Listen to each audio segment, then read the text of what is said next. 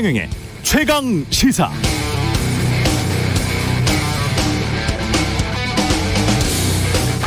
네, 1995년 제가 KBS에 입사했을 때 입사 동기들 중 지역 고등학교 출신이 절반 정도를 차지했습니다. 전두환 정권 때 고등학교를 다녀서 당시 학원은 금지됐었으니까 서울이든 지역이든 사교육은 없었고요. 그래서 서울 지역 고등학교들만큼이나 이른바 촌놈들도 서울 명문대학에 진학 많이 하고 대기업 취직도 많이 했던 그런 때였습니다. 최근에는 많이 달라졌죠. 강남구 대치동 학원가로 대표되는 사교육 시장이 공교육을 사실상 주무르고 있고 지역 명문 고등학교들은 거의 몰락했습니다. 서울의 자사고, 특목고, 강남 8학군이 명문대 진학률 상위권을 휩쓸고 있습니다. 그래서 고시, 공기업, 대기업, 의사, 변호사들 중 강남 출신들이 눈에 많이 띄는 것도 지난 수십 년간의 한국 교육시장 변화를 보여줍니다. 요즘 정치권 화두가 공정인데요. 자본주의 사회에서 공정이라는 단어의 영원한 단짝은 사실 시장입니다. 과연 시장은 공정한가? 역사상 단 한 번이라도 자본주의 시장이 공정한 적이 있었을까? 오래된 질문거리죠. 오죽하면 미국이든 한국이든 선진국에서 공정한 경쟁 좀 해보라고 공정거래위원회라는 정부 부처를 뒀을까요? 이건 시장이 단 한 번도 공정하지 않았다는 반증입니다. 그래서 자본주의에서 공정을 논하려면 반드시 질문은 하나로 귀결될 수밖에 없습니다. 어떻게 시장을 공정하게 만들 것인가? 개인의 자유가 박탈될 정도로, 그러니까 전두환 독재 정권이 사교육 학원을 아예 금지시켰듯이 운 좋게 유복하게 태어난 사람들이 기존에 기울어진 운동장 저 위에서 마음껏 활개치며 끼리끼리만 경쟁해서 철저히 기존의 기득권이 보존될 수 있도록 과연 무엇이 공정함일까요? 이미 형격하게 기울어진 운동장 자체를 평평하게 만들려는 노력 없이 기울어진 운동장 저 아래에 놓여있는 경제, 사회적 약자들에게 균등한 기회를 공정하게 누리게 할 공정한 방법이 있을까요? 그 해답을 알고 있다면 누구든 대통령 하시기 바랍니다. 환영합니다.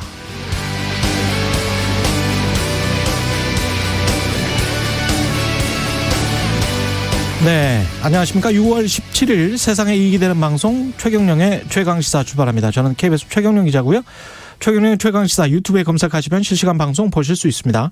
문자 자면은 짧은 문자 50원, 긴 문자 100원이들은 샵 9730 무료인 콩 어플 또는 유튜브에 의견 보내주시기 바랍니다. 오늘 1부에서는 더불어민주당 이동학 청년 최고위원 만나보고요. 2부에서는 권칠승 중소벤처기업부 장관 연결합니다.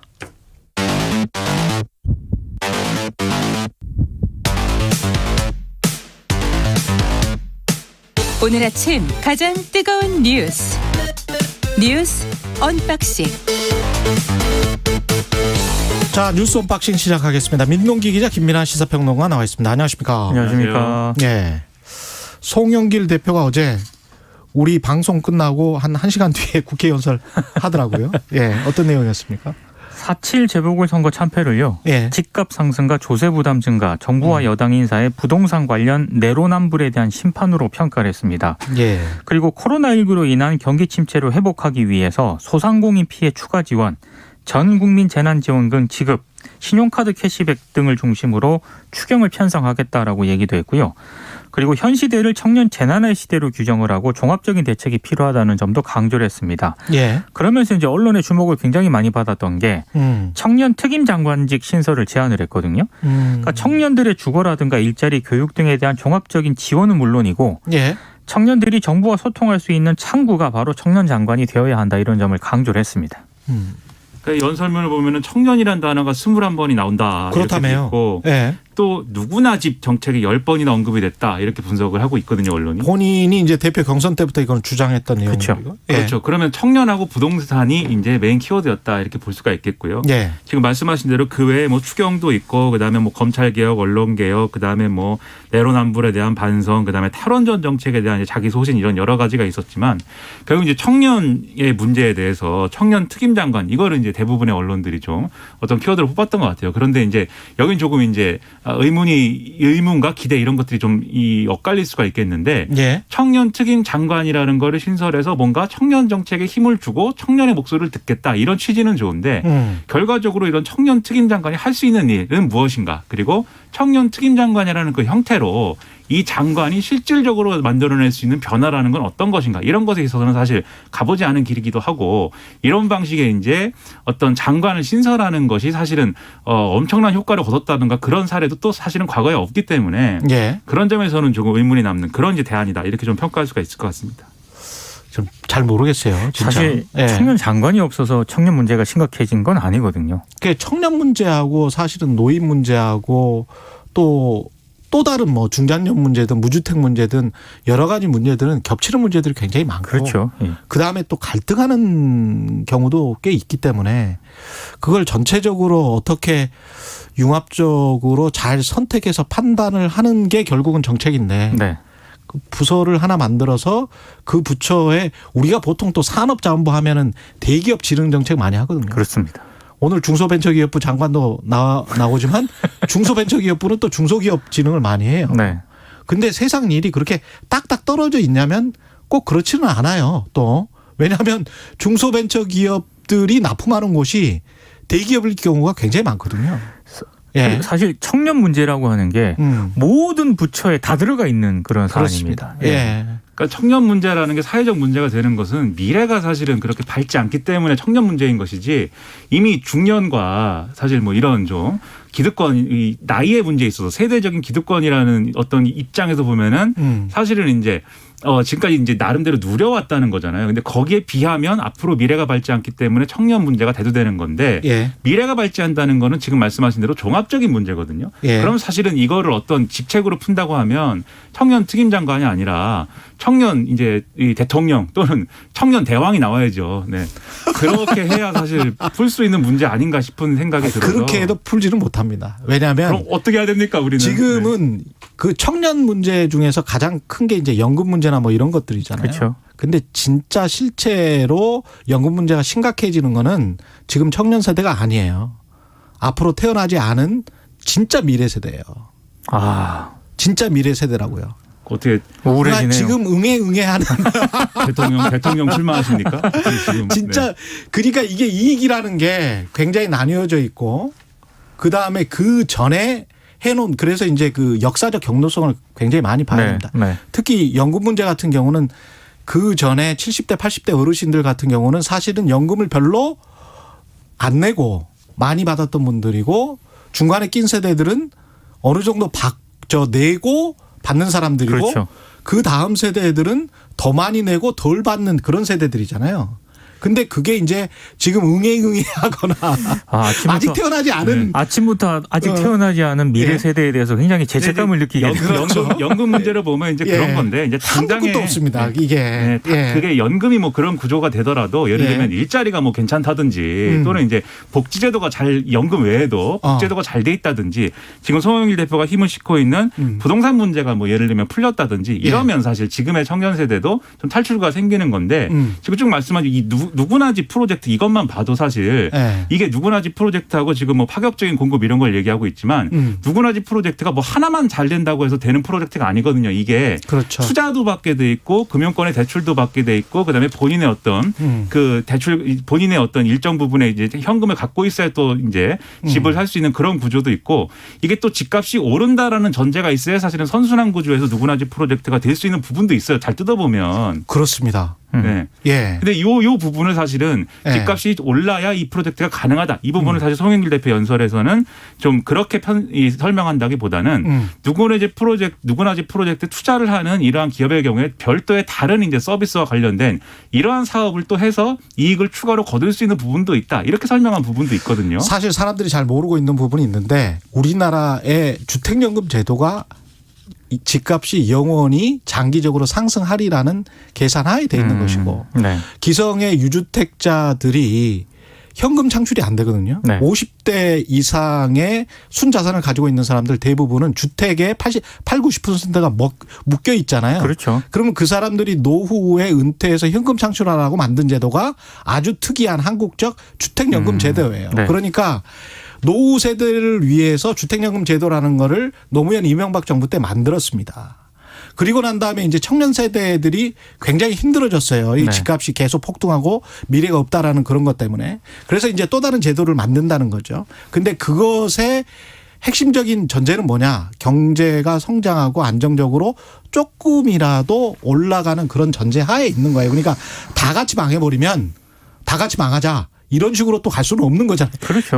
나가면 안 되죠. 예, 예. 나가면 안 되고. 예. 그런 송영길 대표의 복잡합니다. 연설이 그래서 사실 이 여러 군데 약간 의문이 남는 부분도 있고 어떤 구멍도 있고 이렇게 보이는데 예. 전반적으로 어쨌든 변화를 뭔가 얘기하고 싶어한 것 같고 그리고 대안적인 어떤 정책들을 설명하고 싶어한 것 같아요. 그래서 그런 구멍이라든지 이런 부족한 부분들은 보완을 좀 추가로 해야 될 것 같고 예. 근데 전반적인 어떤 방향에 있어서는 좀 정리가 필요한 부분도 상당히 눈에 띕니다. 그래서 변화는 평가하지만 앞으로 추가적인 어떤 보완이라든가 논의는 필요해 보인다. 이렇게 좀 정리를 할 수 있을 것 같습니다. 꼭 기억하셔야 되는 게 자본주의 사회에서는 근본적인 처방은 없다. 그렇습니다. 예. 예. 그때 잘 찾아 나가야 된다. 예. 청취자 문자가 많이 와 있는데요. 청취자 1088님. 요즘 공정하다는 착각. 책이 베스트셀러인 만큼 요즘 공정, 청년 관심은 많은데 관심만 갖지 말고 제대로 다루면 좋겠습니다. 청취자 2981님. 그럼 노인분은 없나요? 이렇게 말씀하셨고요. 이준석 이거 2시간 해도 모자라거든요. 사실은 이제 이준석으로 빨리 넘어가죠. 이준석 안철수 어제 회동했습니다. 예. 첫 공식 회동을 가졌는데요. 예. 신속한 합당 원칙을 재확인하고요. 합당 실무협상단을 조속히 가동을 하기로 했습니다. 그런데 당면 변경 문제 등이 좀 여전히 좀 걸림돌로 남아있기 때문에 예. 이 부분에 있어서는 진통이 예상이 되는데요. 예. 근데 어제 또 그 이준석 대표가 본인이 당대표 수락 연설에서 했던 임재범의 너를 위해 가사 있지 않습니까? 예. 이걸 다시 한번 또 반복을 했습니다. 그러니까 합당 과정을 불안한 눈빛으로 지켜보지 않게 전쟁 같은 합당이 되지 않게 신뢰를 바탕으로 신속하게 합당을 마무리했으면 좋겠다라고 얘기를 했는데 예. 공개적인 어떤 그 장면에서는 굉장히 분위기가 훈훈했다고 하는데요. 오늘 중앙일보 보도를 보면 비공개 석상에서는 둘 사이에 굉장히 어색한 기류가 흘렀다라고 하고요. 예. 9분 만에 끝났다라고 했기 때문에 비공개 회동은 9분 만에 끝났다. 네, 예. 분위기가 썩 그렇게 좋았던 거는 아니다라고 평가를 할 수 있을 것 그러니까 같습니다. 지금 현실적으로 합당을 하려면 지금 이제 정당법상 신설합당이냐 흡수합당이냐 이 쟁점이 우선적으로 있죠. 당명을 변경할 것이냐 당원 당규를 변경할 것이냐 그 문제도 있고. 그렇습니다. 그러니까 이게 신설합당이냐 흡수합당이냐부터 시작을 해서 신설합당이라는 제도적인 그림 그 방향으로 합당을 하지 않을 거면 그러면 당명이나 정강정책이나 당원 당규나 이런 강령이나 이런 것들을 걸 좀 바꿔야 되는 거 아니냐. 이게 국민의당 주장인 것이고 예. 근데 국민의힘 입장에서는 그거 바꾸는데 지난번에 굉장히 힘들었거든요. 그렇죠. 국민의힘이라고 이름했더니 막 내부에서 좌파단체 이름 갖다 반발도 있고 이랬는데 그거 어쨌든 감사하고 바꾼 거여서 쉽게 바꾸지는 못할 겁니다. 그러면 당명 바꿔주지 않으면 그럼 뭘 줄 거냐. 국민의당에서 이제 이렇게 나오겠죠. 예. 그러니까 이런 협상들이 진행되는 연장선에서 이 상황을 봐야 될 것 같습니다.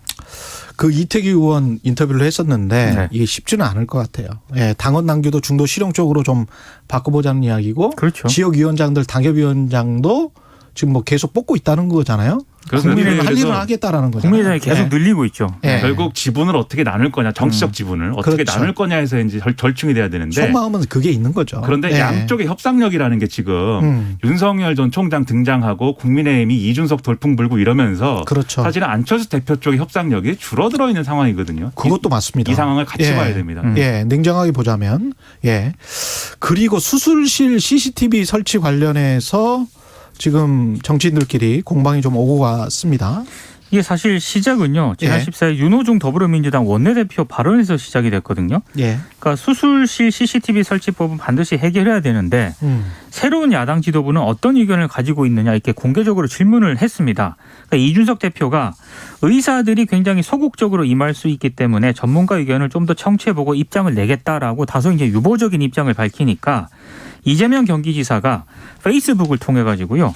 엘리트 기득권을 대변해왔던 국민의힘의 기존 모습과 달라진 게 없다고 공개적으로 비판을 했고 여기에 또 이준석 대표가 입법 내용을 찬성하면서 반대하면 악이라는 식으로 야당을 대하는 방식은 용납하지 않을 것이다라고 반박을 하면서 굉장히 좀 쟁점화가 되기 시작을 했는데요. 이렇게 이제 이재명 지사하고 이준석 대표가 공개적으로 설전을 벌이니까 어제 또 민주당 의원들이 굉장히 적극적으로 참전을 하면서 이게 굉장히 지금 정치권에서 논쟁이 지금 핫하게 되고 있습니다. 그러니까 이게 CCTV, 수술실에 CCTV를 설치할 거냐의 문제에 있어서는 일정 부분 명분이 있는 이제 제도기 때문에 이런 법안이기 때문에 이런 것들을 처리할 거냐 말 거냐는 여야 간의 중요한 현안인데 여기서 볼 수 있는 게 이준석 대표가 여러모로 이제 정치적인 경륜이나 경험 이런 게 부족하다 뭐 이런 불안감이 있지 않습니까? 예. 더불어민주당이 그걸 이제 좀 이용하려고 하는 그런 정치적인 계산도 있는 것 같아요. 그래서 이런 구체적인 정책적 쟁점에 대해서 계속 던지는 거죠. 이준석 대표한테. 이건 어떻게 생각해? 저건 어떻게 생각해? 이거 처리해야 할 것인데 협조할 거야? 이렇게 던지면 이준석 대표가 뭔가 구체적인 답변을 해야 되잖아요. 근데 여기서 사실은 내곡이 나오겠죠. 그렇죠. 예. 모든 사람이 100가지 질문에 100가지 완벽한 답을 할 수가 없거든요. 예. 그럼 여기에 대해서 답이 나오는 걸 또 꼬리에 꼬리를 물고 이렇게 논쟁을 하는 방식으로 이준석 대표의 약점을 좀 공략하려는 그런 어떤 의도가 실린 그런 국면이기도 해서 이걸 어떻게 또 잘 국민의힘이 이준석 대표 혼자만의 힘으로 넘어가기는 어려울 수도 있으니까 잘 넘어가면서도 결국은 국민들의 이익을 지켜주는 그런 결정이 나오는 게 계속 중요하지 않겠습니까? 지금 전반적인 여론은 수술실 CCTV는 설치해야 된다는 거잖아요. 거의 압도적으로 그렇죠. 이제 여론이 찬성 분위기가 높거든요. 80% 이상의 여론이라는데. 그러니까 민주당 예. 입장에서는 이게 민생 관련 사안인데다가 그렇죠. 지금 이준석 대표라든가 국민의힘 입장에서는 약간 유보적인 태도를 보이고 있거든요. 예. 그러니까 임시국회에서 통과를 시키겠다라는 입장인데 계속 푸시를 하는데 제가 봤을 때 이준석 대표 스타일도 이번 논란이 확산되게 된 요인 가운데 하나라고 봅니다. 그러니까 공격을 하더라도 예. 당내 의견을 통해서 뭐 이렇게 수렴을 해보겠다라고 하면 되는데 답을 해버리죠. 말을 네. 짧게 했으면 됐는데. 이준석 대표 예. 스타일이 그게 아니거든요. 자기 답을 해버리죠. 예. 예. 말려든 것 같아요. 제가 보니까. 그래서 그게 뭐 정치적 공방이 있더라도 예. 국민에게 이익이 되는 결정을 서로 예. 했으면 좋겠습니다. 네. 근데 모호한 과거 정치인들의 화법보다 네. 이렇게 본인의 의견을 분명하게 말하고 어떤 근거를 이야기하고 이런 거는 네. 저는 더 좋다고 봐요. 그러니까 토론과 예. 논쟁은 좋은데요. 네, 토론과 그렇죠. 논쟁은 네. 바람직하다고 봅니다. 그래서 빨리 어떤 서로 간에 합의하고 토론하고 해서 뭐 그 해법을 제시하고 그렇죠. 그게 돼야죠. 뭐라고 해야 될까요? 이게 합의안이 도출이 되면 네. 그게 이제 좋은 거니까. 그렇죠. 예. 그래서 결과가 좋으면 모두에게 좋을 겁니다. 예, 알겠습니다. 뉴스 언박싱 여기까지 하겠습니다. 아이템 하나가 더 남았었는데 민동기 기자 김민아 평론가였습니다. 고맙습니다. 고맙습니다. KBS 1라디오 최근의 최강시사 듣고 계신 지금 시각 7시 38분으로 향하고 있습니다. 오늘은 전국의 하늘이 흐린 가운데 더위는 어제보다 한결 덜할 전망입니다. 동해상에 위치한 고기압 가장자리에서 하늘이 흐리겠고요. 동풍 때문에 지금 울산 지역은 빗방울이 떨어지고 있습니다. 경상권 동해안 지역 아침까지 빗방울이 떨어지고 제주도 지방도 오후까지는 비가 조금 더 내리겠습니다. 하층 기류 수렴 때문에 오후부터 저녁 사이는 전라도 내륙 지역에 비가 조금 내리겠고 그 밖에 중서부 지방에서도 빗방울이 떨어질 가능성이 있습니다. 내일은 북쪽을 지나는 기압골의 영향을 받아서 전국 대부분 지역에 새벽부터 오후 사이에 비가 내릴 전망입니다. 오늘은 낮 기온이 어제보다 낮은 곳이 많겠습니다. 서울은 25도 안팎까지 오른데 그치고 대전도 비슷하겠고요. 광주 26도, 부산은 23도가 예상됩니다. 지금 서울 기온은 20.1도, 습도 71%입니다. 날씨 정보 윤지수입니다. 다음은 이 시각 교통 상황 알아보겠습니다. KBS 교통정보센터의 오수미 씨입니다. 네, 이 시각 교통정보입니다. 출근길 일찍부터 사고 여파를 크게 받고 있는 구간이 있는데요. 수도권 제1순환고속도로 판교에서 구리 방향이고요. 판교 분기점 부근에서 승용차 관련한 사고가 있었습니다. 1시간째 처리가 진행되면서 여파로 9km나 긴 구간에서 답답한 상태입니다. 반대 구리에서 판교 쪽으로는 남양주부터 상일, 하남에서 광암터널, 송파에서 성남 쪽으로 차량 이동이 많고요. 중부고속도로 하남 방향으로는 진천터널 부근에서 승용차 사고가 있었고요. 처리로 뒤쪽으로 밀리고 있습니다. 중앙고속도로 대구 쪽으로도 다부터널 1차로에 승용차가 고장으로 서 있어서 여파로 정체가 되고 있습니다. 지금까지 KBS 교통정보센터였습니다. 오늘 하루 이슈의 중심. 당신의 아침을 책임지는 직격 인터뷰. 여러분은 지금 KBS 1라디오 최경영의 최강시사와 함께하고 계십니다. 네, 국민의힘 이준석 지도부가 출범한 이후 민주당 내에서도 변화의 바람이 감지되고 있습니다. 어제 원내 교섭단체 연설에서 송영길 대표 청년이라는 단어를 21차례 언급했고요. 대선기획단 인선에서도 젊은 인사를 단장이나 요직에 앉혀야 한다는 요구가 높아지고 있죠. 민주당 청년 최고위원입니다. 이동학 최고위원 연결돼 있습니다. 안녕하세요. 네, 안녕하세요. 지난 월요일에 그 국회에서 더불어민주당 최고위 할 때 네. 송영길 대표, 윤호중 원내대표, 그다음에 이제 이동학 최고위원이 마이크를 잡았다며요. 네네. 이게 처음이었습니까? 이런 경우가? 네, 보통은 이 당내에서 선거에서 이 네. 당선 이 득표 순으로 보통 발언하는 관례가 있었어요. 득표 순으로? 네네네. 그래서 1등 최고위원, 2등 최고위원, 3등 최고위원 이렇게 당원의 의사를 최고위원 경선 그 순서대로. 네네네. 예. 그래서 반영해서 그 목소리를 좀 더 이렇게 먼저 내도록 하는 이제 관례가 있었는데. 예. 네, 좀 이례적으로 청년 최고위원 먼저 발언하도록 조치가 취해졌었죠. 그러면 이동학 최고 같은 경우는 한 번도 지금까지 발언 못 해보셨어요? 발언을 못한 건 아니었고요. 예. 늘 마지막에 했었어요. 늘 마지막에. 또 지명직이었기 때문에. 지명직은 마지막에. 네. 근데 제 문제의식은, 이게, 이따금씩은 청년의 목소리가 민주당에서 가장 먼저 나가도 될 텐데, 이런 생각을 하고 있다가. 원래 그런 생각을 하셨군요? 예. 말씀을 한번 드렸죠, 제가. 네. 근데, 흔쾌히 또 이제 이렇게 지도부에서 공감대가 형성이 됐고요. 예. 그것이 과거에 제가 5년 전, 10년 전, 15년 전, 이렇게 이렇게 했을 때는 그러한 것들이 분위기적으로 너무 어려웠던 시절도 있었거든요. 지금 정치하신 지 얼마나 됐습니까? 제가 22살에도 거의 한 18년 정도 됐네요. 그렇군요. 네. 예. 네. 이준석 대표보다는 정치 경력에서는 한 수 위군요. 네. 예. 근데 이제 지금 최고위원에 머물고 계시고 네. 한 분은 이제 당대표가 됐습니다. 네. 예. 이런 어떤 분위기가 민주당에 미치는 영향, 어떤 위기감이랄지 뭐 이런 게 실제 체감이 됩니까? 네, 아무래도 그러한 조치들이나 뭐 지금 여러 가지 이제 청년 이야기들 나오는 것들이 뭐 꼭 이준석 대표를 의식해서라기보다 과거에 비해 전에 없이 민주당의 분위기가 변하고 있는 건 사실인 것 같아요. 예. 그러니까 예를 들면 테이블에서 논의를 한다. 그러면 거기에 우리 청년들을 넣어달라고 지난 십수년간 계속해서 얘기를 해왔는데 그게 크게 쉽지는 않았던 일이었거든요. 예. 근데 지금은 저희가 얘기를 하지 않아도 청년들하고 같이 논의해야지 이런 분위기가 형성이 된 거예요. 제가 봐서도 확실히 그런 분위기는 좀 감지가 됩니다. 근데 우리가 이제 그 과거에 뭐라고 해야 되나요? 그 안 좋은 말로 하면은 꼰대 문화라고 해야 되는데. 네네네. 그게 이제 형식적으로 뭔가를 바꾼다고 해서 지금 송영길 대표도 뭐 청년부 장관 이야기도 했지만 실제적으로 구체적으로 어떻게 확 바뀔 수 있는 뭔가가 될까요? 그런 어떤 회의도 듭니다만은. 네, 사실 그 꼰대라고 하는 용어도 그 젊은 세대가 이제 기성세대를 향해서 꼰대다 이렇게 얘기를 한 게 그 함의가 기성세대만의 테이블에서 기성세대만 얘기하고 자기들이 결정하는 구조에 대한 민주주의를 요구하는 단어였다고 생각해요. 예. 우리들도 같이 들어가고 우리들도 같이 얘기하고 같이 결정해서 같이 책임지자라고 하는 그 함의가 들어있었다고 생각해요. 그래서 일방적인 걸 이제는 거부하고 우리들도 목소리를 낼 권리가 있다라고 하는 요구라고 생각하고요. 그러한 차원에서 보면 지금 민주당이 가고 있는 흐름은 전 맞는 것 같아요. 테이블을 더 청년들에게 개방하려고 하고 같이 이야기하려고 하고 한다는 측면에서요. 그래서 그런 내용적인 부분 자세와 태도적인 부분에서부터 변화는 앞으로 더 많은 내용들을 만들어 나갈 수 있지 않을까 기대는 하고 있습니다. 그 송영길 대표가 이야기한 청년 특임 장관 같은 경우가 그 내용이라고 이제 제시를 한 건데, 네. 이게 어떤 실제적인 내용이 담보가 될까요?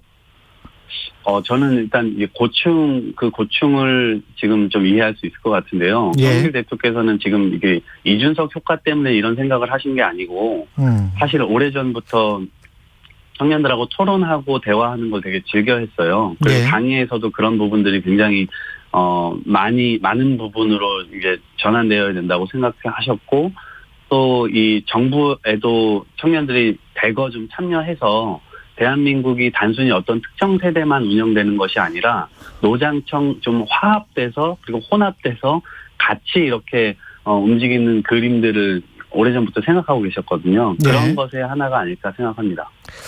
대선기획단 구성할 때도 이런 뭐랄까요, 인사가 많사긴 합니다만은, 네네. 예, 뭐가 어떻게 좀 청년들의 몫이 더 네. 커지거나 뭐 상징적인 뭔가가 있습니까? 네, 아무래도 이제 그런 부분들로 좀 고민이 될 수밖에 없을 것 같고요. 예. 기존대로 간다라고 하면 국민들에게 보여질 때 그 신호가 예. 민주당이 좀 변화하려고 하는 신호 자체를 또 받을 수가 없잖아요. 예. 그런 차원에서 좀 고민은 하고 있는 상황이고요. 그게 이제 그게 대선기획단장 같은 경우에 이동학 최고에게 어떤 자리가 네. 오퍼가 왔습니까, 실제로? 네, 공식적으로 제안이 온 건 아니고 지나가는 말로 이렇게 예. 이야기가 이제 퍼져 나가서 이제 그렇게 된 것 같은데요. 지나가는 말로는 누가 하셨어요? 지나가는 말로는 뭐 여러분들이 하셨죠. 여러분들이. 꼭 이동학이라기보다는 예.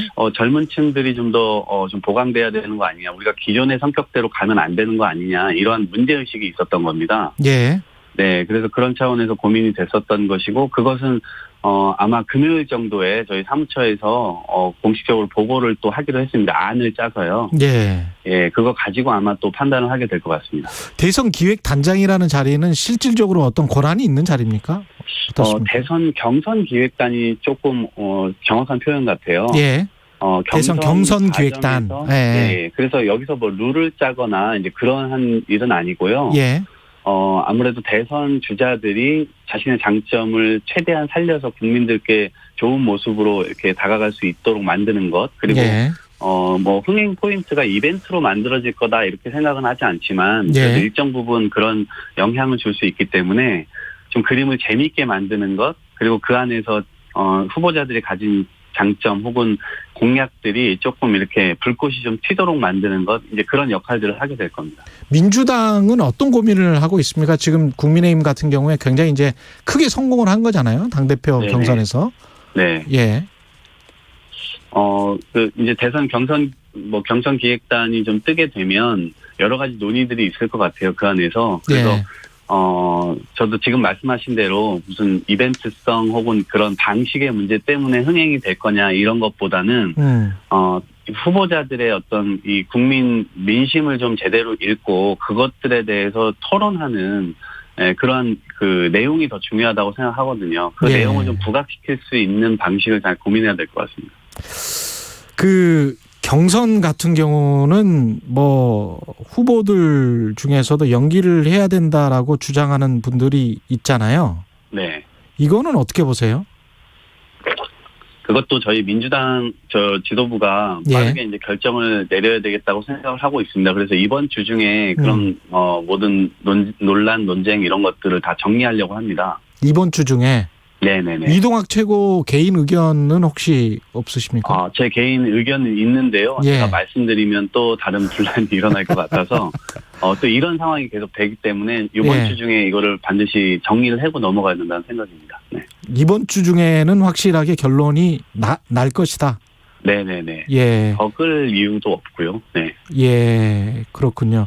근데 이제 김용민 수석 최고위원 같은 경우에 네. 차기 당대표와 최고위원 선거에서 권리당원 투표 비율을 더 높이자. 이거 네. 당원 일부 개정안 발의를 준비 중인데 이렇게 네네. 되면 이제 권리당원의 아무래도 기존에 이제 그 강성 친문 성향 이 지지층 비중이 좀 높죠. 네, 이제 뭐 사실 그런 걸 의식한다기보다 예. 지금 대의원으로 되어 있는 이 포션이 지금 상당히 높아요. 이 대의원은 보통 지역위원장들이 임명을 하거든요. 아, 대의원은 네, 지역위원장이 임명한다. 예, 선임을 해요. 예. 뭐 선출로 되는 것도 아니고요. 예. 그러다 보니까 이게 어떻게 보면 정해진 판 같이 이제 느껴지는 것들이 있고 다른 차원에서는 또 소외되는 측면들도 있고 다른 당원들이 네, 이제 그런 측면에 이제 좀 조율이라고 보면 될 것 같고요. 그러니까 지역위원장이 대의원을 임명하기 때문에 지역위원장에 의해서 좌지우지될 수가 있다. 그래서 결국 지역위원장이 이게 많이 지지하는 쪽으로 대의원들의 표심도 움직일 수도 있는 거 아니냐라고 하는 우려가 좀 존재하는 거죠. 예. 그렇게 되게 되면 이제 객관적인 어떤 평가나 이런 것들이 당내에서 될 수 있겠느냐라고 하는 의문인 거고. 예. 저는 사실은 이렇게 매번 권리당원 투표나 혹은 대의원 투표 이건 매번 하는 건 또 할 수 있는 건 아니잖아요. 예. 그래서 예를 들면 배심원 제도라든가 공론장을 좀 이렇게 액화시켜서 예. 배심원제 같은 걸 적극 좀 결합해보면 어떨까 이런 아이디어도 갖고 있습니다. 권리당원의 자격 요건은 어떻게 되는 건가요? 한 달에 1,000원 이상씩 내고 예. 6개월 이상을 끊김없이 낼 경우에 투표권이 생깁니다. 아, 권리당원으로서? 예. 이게 왜 그러냐면 과거에 저희가 권리당원을 이제 대납하는 경우 이제 그 1,000원이라도 그렇죠. 안 내시는 분들을 또 필요한 이 당권 주자라든가 지역위원장이라든가 이런 사람들이 대납해주는 경우들도 좀 있었거든요. 그러다 보니까 이게 한꺼번에 밀렸다고 한꺼번에 이제 뭐 6,000원을 내야 이제 기회가 주어지게 이게 아니라 예. 매달 1,000원씩 내야 되는 거예요. 예. 그래서 중간에 한 번이라도 끊기면 투표권이 사라집니다. 그래서 그 조건을 갖춘 경우에 투표를 할 수가 있게 되고요. 예. 지금 현재 대권이라고 하면 아마도 이제 경선 그 본선 들어가기 6개월 전까지 그 6개월 정도의 납부를 또 해야 되기 때문에 그럴 경우 이제 권한이 주어지기 때문에 대납이라든가 이런 것들을 좀 많이 막고자 노력하는 당의 노력이죠. 어떻게 보면 진입 장벽이 그렇게 높은 것 같지는 않는데 당원이 되는 그렇죠. 그 조건이. 장비가 그렇게 높다거나 뭐 6개월 정도 납부하는 거 그게 어려운 일은 아니니까요. 그래서 사실은 진짜 그런 마음을 가진 우리가 진성당원이라는 표현을 하는데요. 예. 누군가에 의해서 조정에 의해서 이렇게 부탁을 받고 들어와서 그런 행위를 하는 것이 아니라 스스로가 민주당의 애정을 갖고 있고 민주당이 좀 사회를 개혁해 줬으면 좋겠다 이런 생각을 하시는 분들이 들어와서 돈을 내고 투표권을 갖는 게 그게 정상적인 당이라고 보여집니다. 그렇죠. 민주당을 바꾸고 싶다면 그러면 권리당원이 되면 되겠습니다. 그죠? 그렇습니다. 근데 이제 국민의힘 같은 경우에는 이준석 당대표가 선출된 다음에 그 전후로 해서 당원들이 굉장히 많이 증가를 했다는 거예요. 한 2만 5천 명 정도 증가했다고 하는데 민주당은 어떻습니까?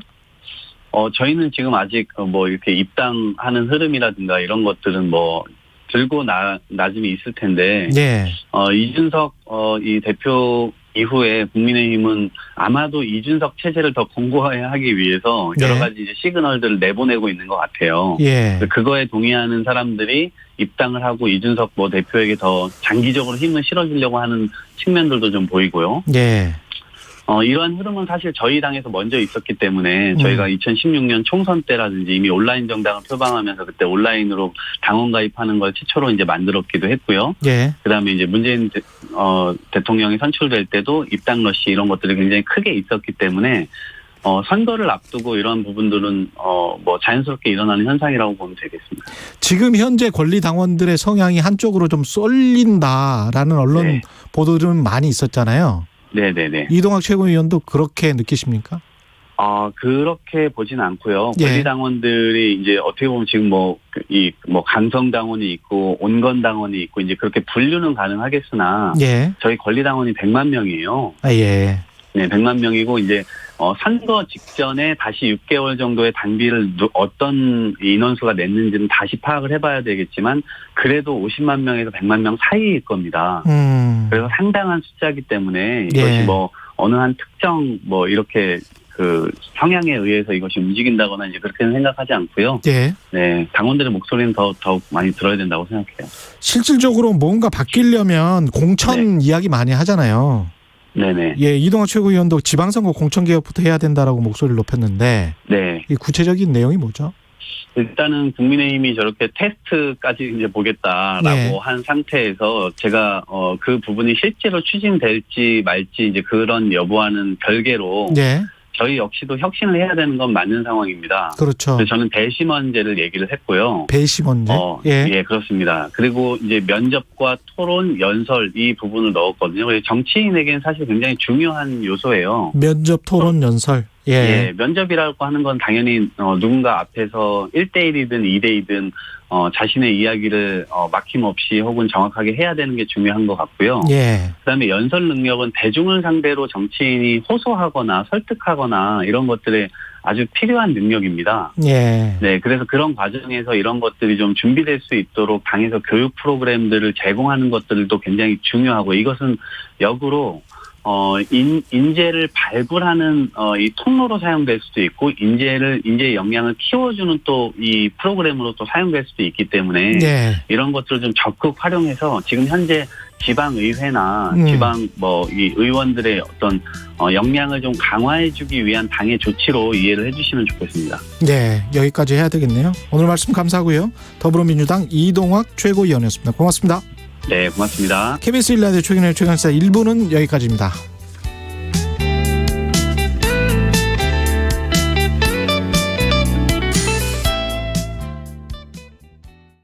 안녕하세요. 국립암센터 원장 서홍관입니다. 암 걱정 없는 세상을 위해 20년간 달려온 암센터가 암 예방 수칙을 알려드립니다. 암의 3분의 1은 생활습관 개선으로 예방이 가능합니다. 담배를 끊고 술을 줄이고 고기를 많이 먹지 않고 과일과 채소를 골고루 드세요. 또 다른 3분의 1은 암 검진을 통해 완치할 수 있습니다. 암 예방과 검진으로 건강한 나라 대한민국, 지금 바로 실천하는 것은 어떨까요? 이 캠페인은 보건복지부와 국립암센터가 함께합니다.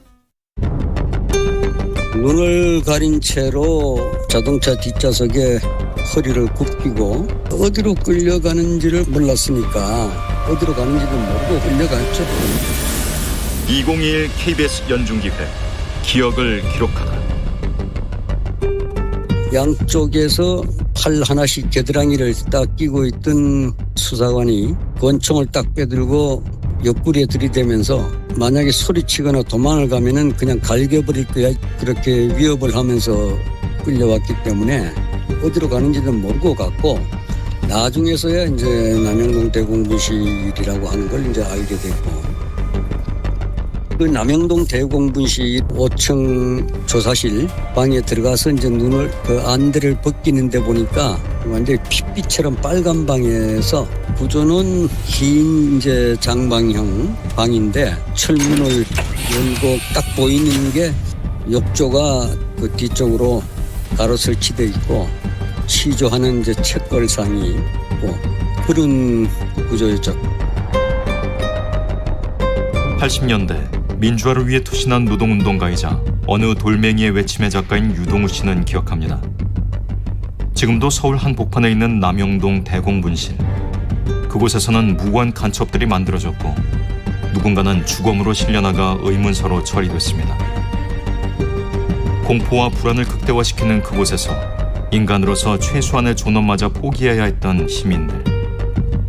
대공분실은 민주인권기념관으로 바뀌었지만 그 안에서 벌어진 일은 바꿀 수 없습니다. 당시 국가가 개인에 남긴 폭력은 깊고 뚜렷하게 남아있습니다. 당신과 대한민국의 기억, KBS가 기록합니다.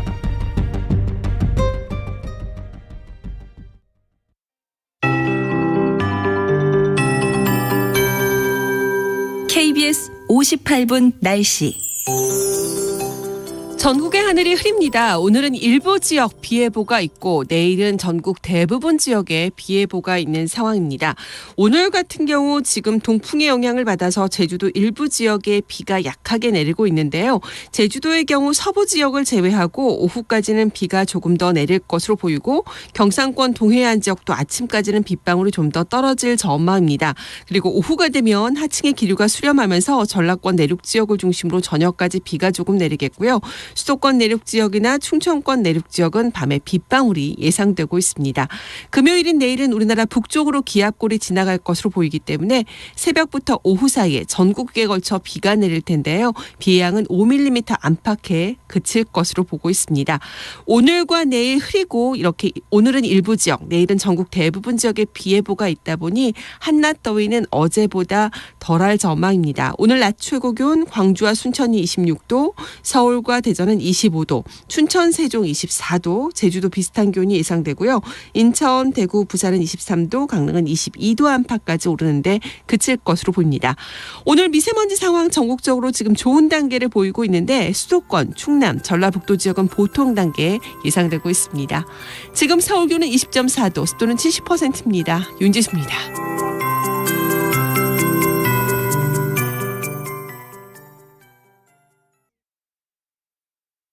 정성을 다하는 국민의 방송 KBS가 8시를 알려드립니다.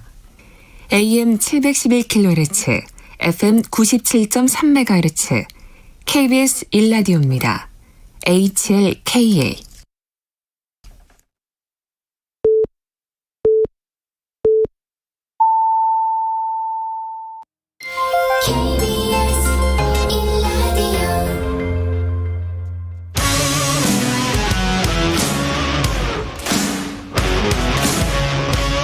오늘 하루 이슈의 중심 최경영의 최강시사. 네, 오늘 2부에서는 중소기업 소상공인 현안 책임지고 있는 중소벤처기업부의 권칠승 장관 만나보겠습니다. 장관님 전화로 연결돼 있습니다. 중소벤처기업부 권칠승 장관입니다. 안녕하세요.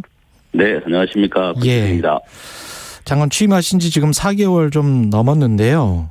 그렇습니다. 어떻습니까? 가장 역점을 기울여 오신 활동은 뭔가요?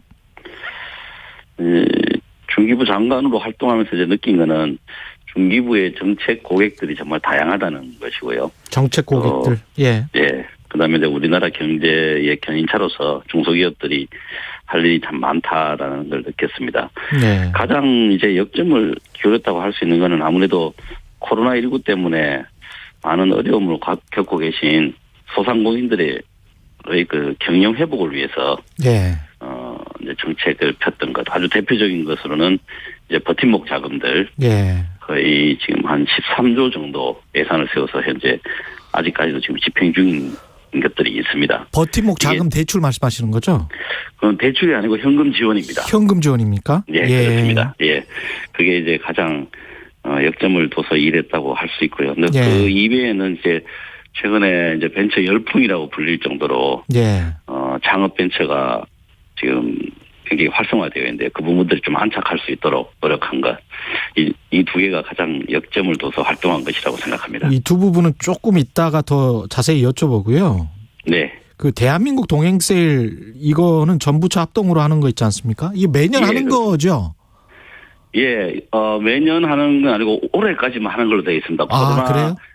코로나 때문에 이제 소비 진작을 위해서 하는 현재 계획으로는 올해까지만 하는 걸로 되어 있습니다. 그래요? 무슨 페스티벌 해가지고 지난 정부 때도 쭉 했었던 것 같은데 제 기억에. 그거는 이제 코리아 셀 페스타 이런 거 별도로 해오던 것입니다. 아, 그렇군요. 이거는 부처마다 그럼 산업자원부하고 중소벤처기업부하고 따로따로 또 하는 건가 보죠? 이거는 이제 중기부에서 중기부가 주관이 돼서 하고 있는.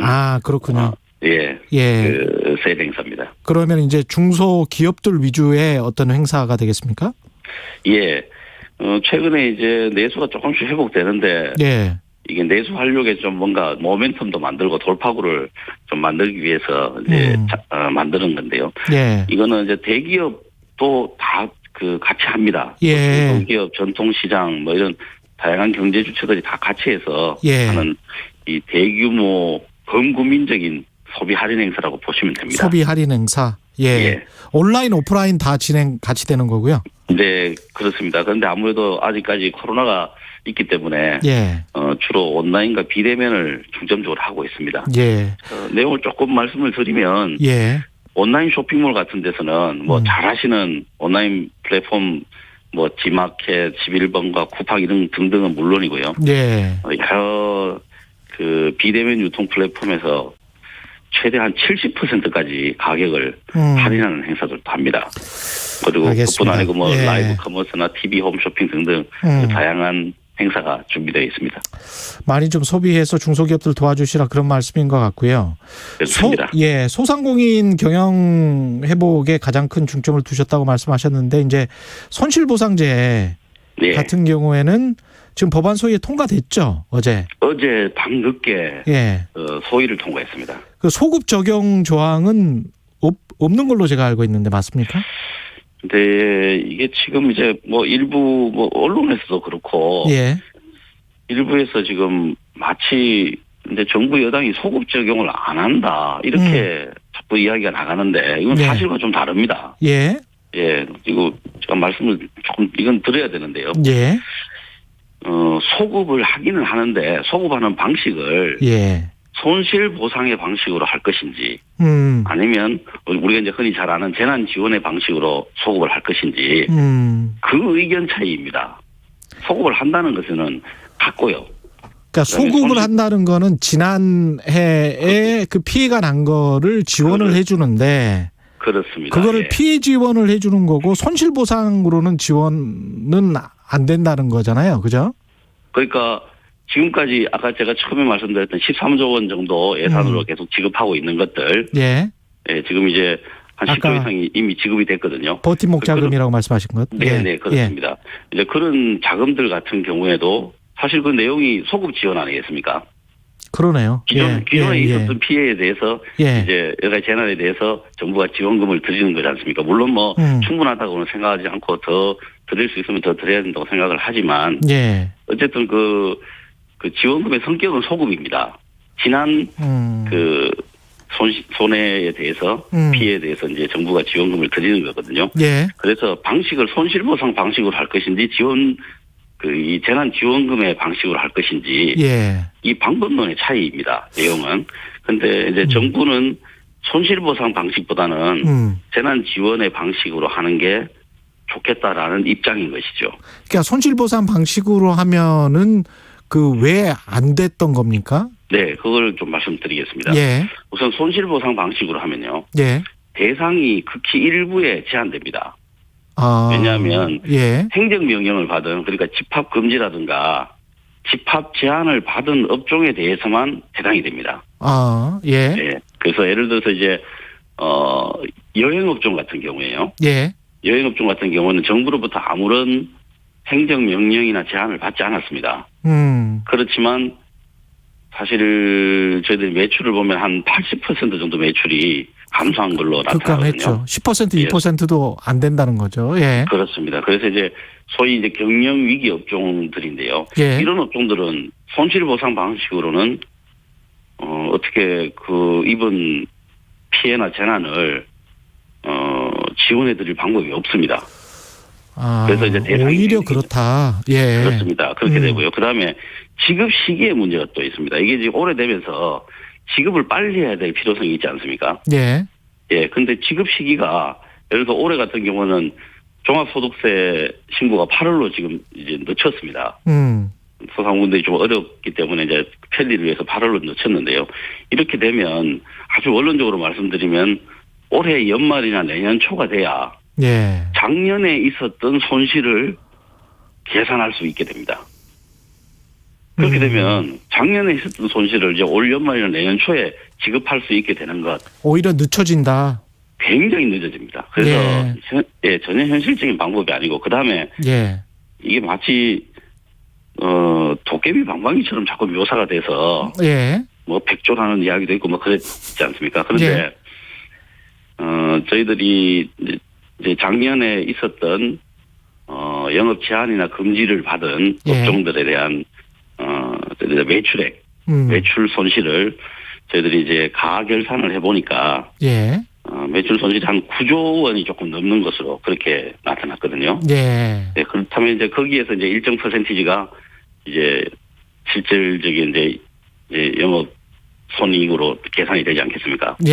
그래서 이제 그래서 이제 알려진 것보다는 훨씬 이제 대상 금액도 적고 보상 금액도 적고 그다음에 업체별로 그 소상공인들의 그 입장별로 개인적으로 편차가 굉장히 큽니다. 예.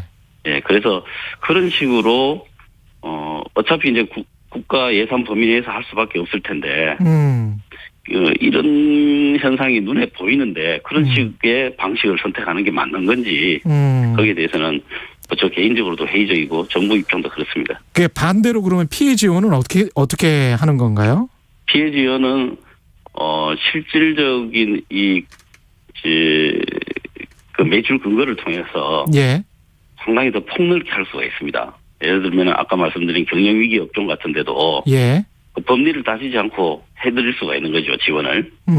예, 그다음에 신속하게 할 수 있습니다. 예. 예, 신속하게 할 수 있습니다. 이건 뭐 대한민국 정부가 이런 부분은 전 세계에서 정말 1등인데요.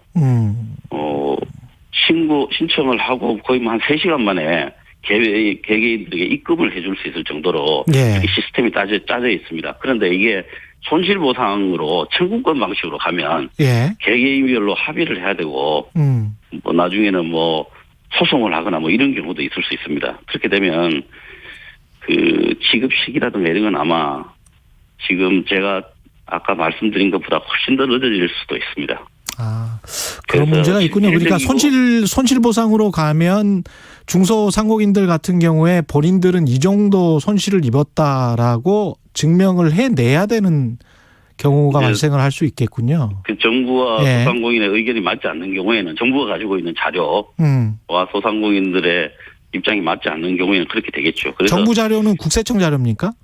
그렇습니다. 아, 그때 어떤 포수에 찍힌 어떤 매출 자료를 근거로 하겠네요. 그러니까. 기본적으로 그렇다고 봐야죠. 예. 그래서 이제 전 세계적으로도 현재 이런 그 손실보상 방식으로 코로나 피해를 지원하는 나라는 뭐 저희들이 조사해본 결과는 없습니다. 이런 법제를 가진 나라도 없고요. 예. 그래서 여러 가지 좀 어려움이 예상됩니다. 그래서 향후에는 그렇게 하는 거에 대해서는 저는 뭐 좋은 법제라고 생각하고 의도도 좋다고 생각합니다. 그런데 지금 1년 이상 이렇게 끌어온 그 재난 상황에 대해서 손실보상 방식으로 소급하자고 하는 거는 저는 전혀 현실적인 방법은 아닌 것 같습니다. 실질적으로 소상공인들에게 도움이 안 된다라고 하는 게 정부 판단입니다. 소상공인 경영 회복과 관련해서 좀 또 이슈가 되는 것들이 프랜차이즈 계속 이거는 이슈가 되는데 프랜차이즈 산업 내에서 이제 불공정 행위로 가맹점주들 피해 주는 거 있지 않습니까? 그렇습니다. 예. 이 문제는 어떻게 하고 있습니까? 공정거래위랑 같이 뭘 하고 있나요? 예. 지금 현재 그 주요 가맹본부들에 대해서 지금 직권 조사를 좀 하고 있습니다. 아, 예. 예. 내용은 이런 겁니다. 얼마 전에 이제 현장에 이제 가맹점을 직접 이제 운영하시는 가맹점주분들하고 현장에서 이제 간담회가 있었는데 이 개점할 때 인테리어 공사를 통해서 가맹본부가 좀 지나치게 마진을 챙기고 가맹사들에게 부담을 주고 있다 하는 건의가 있었습니다. 그래서 이 내용을 지금 현재 조사 중이고요. 뭐 위법한 부분이 있으면 이 부분에 대해서는 조치할 계획으로 있습니다. 그런데 이제 이런 불공정 행위에 대한 이제 감시 처벌도 중요하긴 하지만 이게 이제 거래 관행이라든가 또 모든 걸 법적 잣대로 규명하기 어려운 게 현실이기 때문에 이제 대기업과 중소기업 간의 이 상생 협력을 이끌어내는 문화 이런 게 굉장히 중요하다고 생각해서 중기부에서도 주요 정책으로 삼고 진행 중에 있습니다. 그 사실 이제 소상공인들 같은 경우는 임대료도 굉장히 부담스럽고 그런데요. 예. 이것과 관련해서는 뭐 좀 지원하는 정책이 있습니까, 혹시? 아, 있습니다.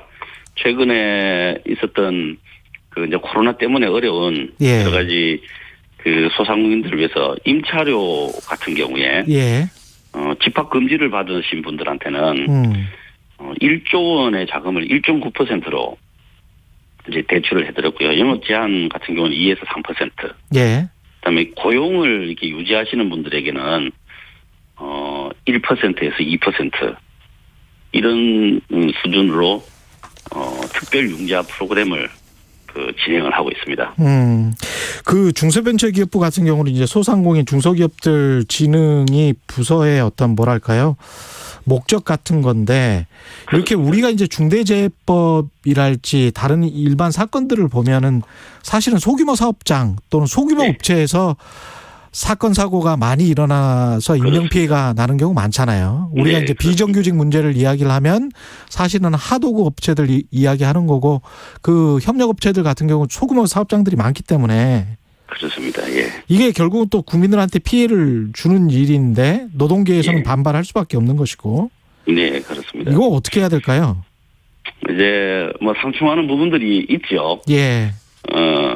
이제 중대재해법 관련해서는 뭐 지금 뭐 법을 좀 고쳐야 되는 거 아니냐. 최근에 이제 평택 사고 이후에 네, 그런 이야기들이 좀 있는데 제가 볼 때는 현실적으로 이제 시행되기 이전에 법을 또 이렇게 바꿔서 하는 거는 현실적으로 좀 어려워 보입니다. 예. 그래서 이제 법을 실행하는 이제 정부 부처 입장에서는 이 법을 시행을 하게 되면 반드시 이제 시행착오나 문제점이 나타나지 않겠습니까? 예. 그런 부분에 대해서 좀 민첩하게 반응하는 순발력을 보여주는 것. 그게 이제 현실적으로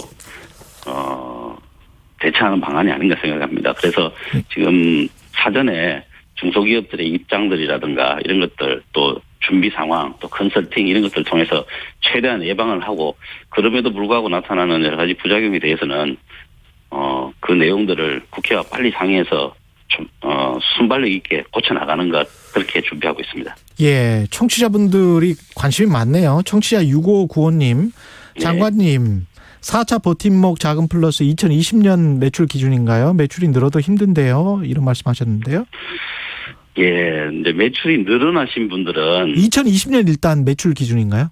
버팀목 자금 플러스가? 그게 아주 한마디로 말씀드리기 아주 그 힘들 정도로 이제 언제 개업을 하셨는지 네, 이런 부분들까지 다 계산하는데 이제 기본적으로 말씀드리면 이렇습니다. 예를 들어서 2020년하고 19년하고 비교를 했을 때 전체적으로 매출이 늘었더라도 반기별로 또 그러니까 이제 상반기 하반기로 비교했을 때 그 중에서 어느 하나라도 매출이 줄었으면 그 버팀목 자금 지급 대상이 되기도 합니다. 근데 아주 고르게 다 매출이 늘어나신 분들은 대상에서 제외입니다. 아, 그렇군요. 네. HD님은 재난을 예상하고 손실보상은 불가능하리라고 봅니다. 결국 현실적으로 지난 실적을 가지고 판단할 수밖에 없지 않나요? 이런 말씀해 주셨고요.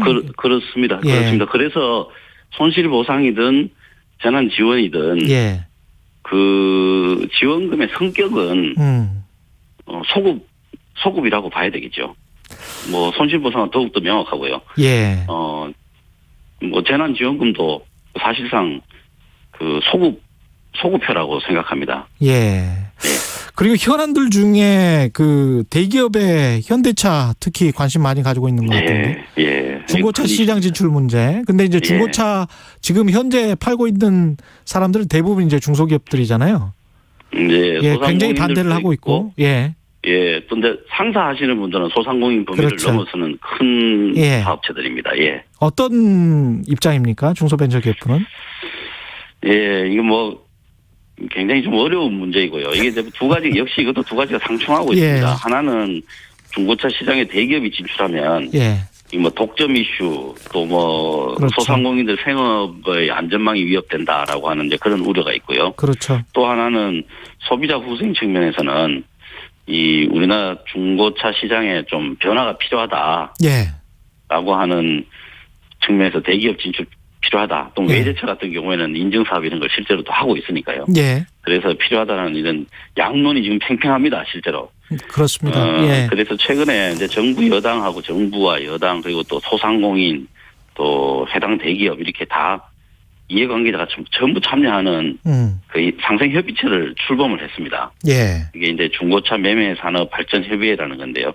여기에서 하여튼 빠른 시일 내에 결론이 나면 이제 그 결론을 가지고 중고차 시장에 어떤 좀 변화를 추구해 볼 생각입니다. 청취자 고은영님은 코로나에 장사 안 돼서 못 버티고 문 닫으려고 고민하고 있는데 폐업하고 나서도 지원받을 수 있나요? 이런 말씀하셨습니다. 네. 폐업하실 때 예.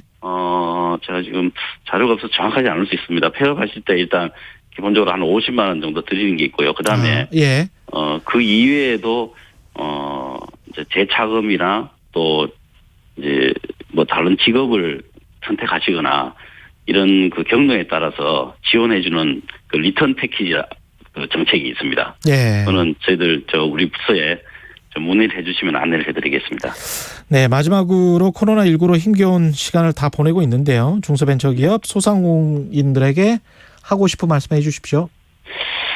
예, 뭐 최근에 백신 접종도 좀 순조롭게 진행되고 있고 예. 조만간에 이제 코로나의 터널은 벗어날 것으로 예상이 되고 있습니다. 그렇지만 이제 후유증을 최소화하는 것 이게 가장 중요한 문제일 텐데요. 예. 우리 중소벤처기업부에서는 언제나 저희들은 실제로 현장에서 일하시는 분들을 지원하는 부처이기 때문에요. 예. 가장 현실적인 방안 또 실사구시의 정신으로 항상 우리 최근 많은 어려움을 겪고 계시는 소상공인들 그리고 또 중소기업들과 함께 일하겠다는 말씀 드리겠습니다. 기운 내시기 바랍니다. 한 가지만 더. 최저임금 관련해서는 중소벤처기업부는 어떻습니까? 요거는? 최저임금은 잘 아시다시피 이것도 상충되는 이슈죠. 이것도 상충되는 이슈인데 저희 중기부에서는 또 소상공인, 자영업자, 중소기업들이 최저임금에 대한 여러 가지 이제 어려운 입장들을 많이 말씀을 해주십니다. 그렇죠. 최저임금 인상에 대한 어려움 입장이죠. 그래서 이제 그런 것들을 저희들이 대변하고 싶은 마음이고 또 그렇게 하고 있습니다. 근데 다만 이 최저임금은 이제 여러 가지 사회 전체의 이슈들을 다 모아서 하는 이 사회적 합의 기구가 있지 않습니까? 최저임금 그렇죠. 위원회에서 결정을 하는 것이죠. 그래서 이제 그 결정은 당연히 존중할 수밖에 없지만 그 중기부에서는 이 소상공인과 자영업자들 또 중소기업들의 이 최저임금에 대한 어려움. 인상에 따른 어려움을 충분히 전달하고 있습니다. 그리고 계속 전달해서 좋은 결론, 합리적인 결론이 날 수 있도록 하겠습니다. 말씀 감사하고요. 중소벤처기업부의 권칠승 장관이었습니다. 고맙습니다. 네, 감사합니다. 공정, 공익, 그리고 균형. 한 발짝 더 들어간다. 세상에 이익이 되는 방송. 최경영의 최강시사.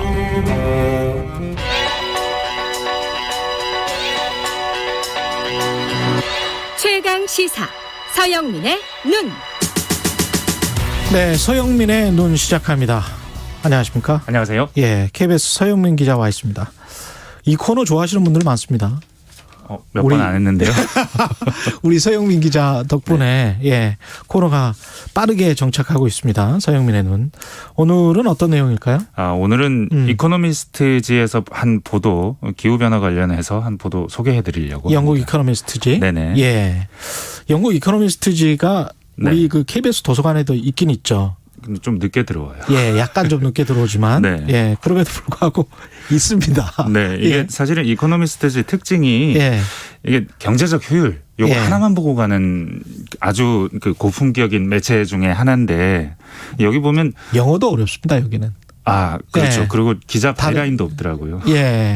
다른 매체에 비해서 굉장히 고급 용어를 사용하는 그런 곳인데 여기서는 정부 눈치도 안 보고요. 어느 나라 정부 눈치도 안 보고 자본 눈치도 사실은 안 봅니다. 그렇습니다. 네. 대중의 눈치도 안 보고 댓글 눈치도 안 보는 것 같아요. 오직 경제적 효율 요거 하나만 보고 가는. 기자들 프라이드도 이 대단한 매체예요.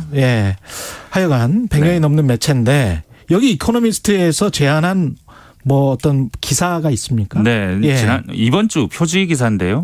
기후변화에 대한 대응인데 이게 지금 좀 막혀 있다. 기후변화 대응을 하려고 하는데 잘 안 될 것이다? 지금까지 잘 해왔는데 근데 지금까지 잘한 것 같고는 충분치 않고 앞으로 더 잘해야 되는데 더 잘하기는 쉽지 않을 것이다. 여기 병목에 와 있다. 어떤 구조적인 요인들이 있다. 이런 말인 것 같네요. 어떤 게 있을까요? 이게 지금 수요가 폭발하고 있다. 특히 태양광, 풍력 이런 발전에 대한 수요가 폭발하고 있고 투자도 폭발하고 있다. 근데 과연 이 태양광이나 풍력이나 아니면 발전 설비, 배터리를 제공할 수 있는 이런 공급이 충분할 것이냐. 이게 원자재 면에서 또 그리고 필요한 땅 면에서 예. 발전을 해야 할 때 그리고 예. 돈이 충분히 효율적으로 배분되고 있는가 이런 측면에서 보면 크게 세 가지 측면에서 원자재, 땅, 돈. 네. 근데 예. 이게 더 경제적으로도 국제 국내 정치적으로도 예. 사회적으로도 이게 제약 요인이 많다. 이런 내용을 좀 찬찬히 살펴보고 있습니다. 원자재는 어떤 제약 요인이 있습니까? 일단 가장 핵심적인 광물들. 예. 그 사실은 이제 기후 변화 대응의 시대가 되고 뭐 신재생 에너지 시대가 된다니까 광물하면 좀 낯설 수도 있지만 니켈, 리튬, 구리 요 세 개 배터리. 네. 예. 핵심 광물 그리고 예. 코발트 같은 뭐 마그넷에 그렇죠. 사용되는 이런 광물들 예. 이것들이 이제 석유에 반열해서 생각해야 할 시대가 왔다. 와, 석유에 반열해서. 네. 예. 화석 연료 시대는 지나갔지만 전기차에 꼭 필요한 배터리용 그리고 뭐 풍력, 태양열도 마찬가지고. 예. 근데 지금 투자가 보면 화석 연료의 한 5% 정도밖에 안 되고 있는데 예. 그 결과가 지금 우리가 보고 있는 지난해부터 보고 있는 급격한 원자재 가격 상승이다. 지금 요 보면 세 가지 합해서 한 160% 이 정도 올랐거든요, 작년에. 160%? 네네. 예. 근데 왜 이렇게 올랐냐? 채굴이 충분치 않기 때문인데. 근데 이게 지금 배터리가 폭증하고 있는데 예. 10년 뒤면은 배터리가 너다섯 배 그 그렇겠죠. 이상 더 필요할 텐데. 전기차 계속 만들어내니까. 그만큼 채굴할 수 있느냐? 우리가 지금 광산에 들어가서 채굴을 해야 되는데 그만큼 그 공급이 따라줄 것이냐라는 광물의 문제. 그리고 뭐 지금 배터리 같은 경우는 지금 배터리 비용의 한 절반 이상이 이 광물 그 비용입니다. 예. 예전에 한 40~50%였는데 한 8, 9년 전에 지금 60~70%까지 올라왔어요. 광물이 차지하는 비중이. 배터리의 네. 코스트 중에서 광물이 네. 차지하는 비중이 네. 60~70%. 그러니까 LG화학이 아주 많이 가져갈 거라고 생각할 수도 없는 겁니다. 그러네요. 지금. 근데 자동차에서 전기차에서 차지하는 배터리 비중 한 40% 되니까 네. 결국은 광산업체가 돈을 많이 벌겠네. 그렇죠. 어떻게 생각해 보면. 사실 지금 배터리 가격은 한 예. 83% 정도 낮아졌다고 합니다. 앞으로도 계속 낮아질 건데 그렇겠죠. 이게 광물이 적게 들어가서 낮아지는 게 아니고 기술 혁신하고 혁신으로. 규모의 경제가 이루어지고 그러다 보니까 가격이 낮아지고 있다는 겁니다. 예. 근데 여전히 원자재의 비중은 계속해서 그 유지가 될 것이고 어느 정도 뭐 이상으로 떨어질 수 없을 거라는 건데 일단 그런 차원 하나 있고요. 예. 이게 또 특정 국가들에서 많이 나잖아요. 아프리카, 중남미, 중국 뭐 네. 이런 데서. 그리고 예. 그 특정 국가 중에 눈여겨볼 국가가 정치적인 이유로 눈여겨볼 국가가 하나 있습니다. 중국이요. 히토류. 그렇죠. 이게 히토류가 캐기 어려워서가 아니고요. 너무 더럽고 먼지가 많이 나서 환경적인 비용을 많이 유발하기 때문인 측면도 있거든요. 일부 히토류는. 그러네요. 근데 예. 그거를 중국이 해주는데 중국한테 의존하고 있는 측면. 그리고 광산은 허가도 잘 안 납니다. 16년 걸린대요. 미국에서는 기본적으로. 예. 사회 갈등 요소도 되죠. 환경오염이 있으니까요. 예. 그리고 코발트 같은 경우는 콩고 민주공화국에서 많이 나는데 여기는 부패가 심하고 아동 노동도 묵인하는 나라입니다. 원자재 문제도 심각하겠군요. 땅은 뭡니까? 땅은 뭐 당연히 땅이 모자란다는 겁니다. 네. 지금부터 그 넷제로 2050년까지 탄소 중립에서 미국이 쭉 나가려면 2030년을 단기 목표로 보면 미국 땅의 한 2% 정도를 신재생 발전용으로 돌려야 됩니다. 태양광이나 뭐 이런 걸로? 네. 미국 예. 땅의 2%예요. 근데 미국은 땅도 넓고 그쵸. 평지도 많고 예. 사막에 태양광 세우면 되기 때문에 사정이 굉장히 나은 편이거든요. 예. 근데 이런 경우에도 전송 문제도 있다는 겁니다. 그러네요. 이게 그 발생지로부터 깔아야지. 예. 도시까지 가야 되거든요. 그리드망이 깔려야 되거든요. 그렇죠. 이게 사막이나 평지 같은 데서 가는 송전탑. 그 송전탑 하면 밀양 송전탑 생각나실 예. 거예요. 극심한 사회 갈등. 네, 이런 문제도 있는 거죠. 돌은 어떻습니까?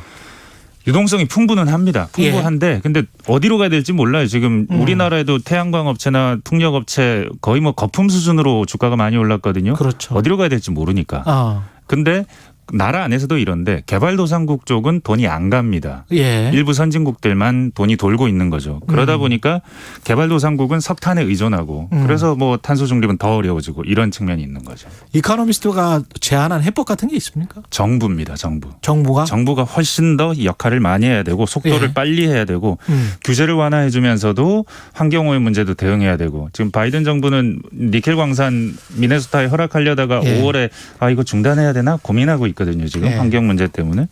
근데 또 다른 나라들 EU는 그렇게 빠르지 않아요. 미국은 그렇죠. 리쇼링에 좀 집중하다 보면 그렇습니다. 네, 포커스가 안 될 수 있고 중국은 네. 가격 통제하려고 해서 시장 왜곡을 불러일으킬 수도 있죠. 그나마 중국이 지금 제일 빠릅니다. 예. 네. 예. 그나마 풍력, 이게 태양광 굉장히 중국이 아이러니합니다. 예. 네. 큰 정부 이야기가 나올 수밖에 없겠네요. 여러 맞습니다. 가지를 생각하게 하는 주제였습니다. 서영민의 눈, KBS 서영민 기자였습니다. 고맙습니다. 감사합니다.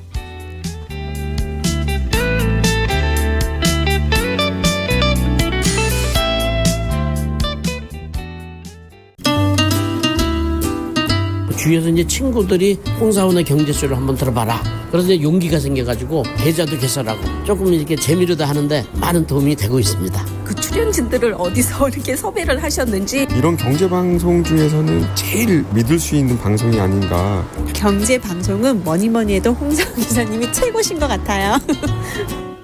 오후 4시 5분 홍사원의 경제쇼. 다른 정보만 전해드립니다.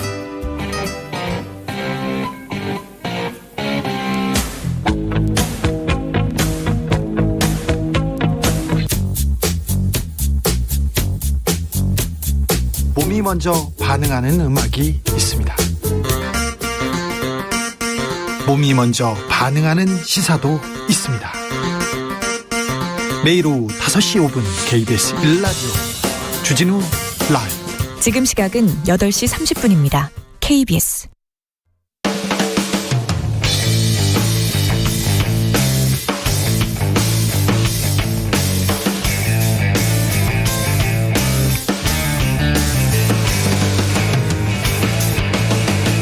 최경영의 최강 시사.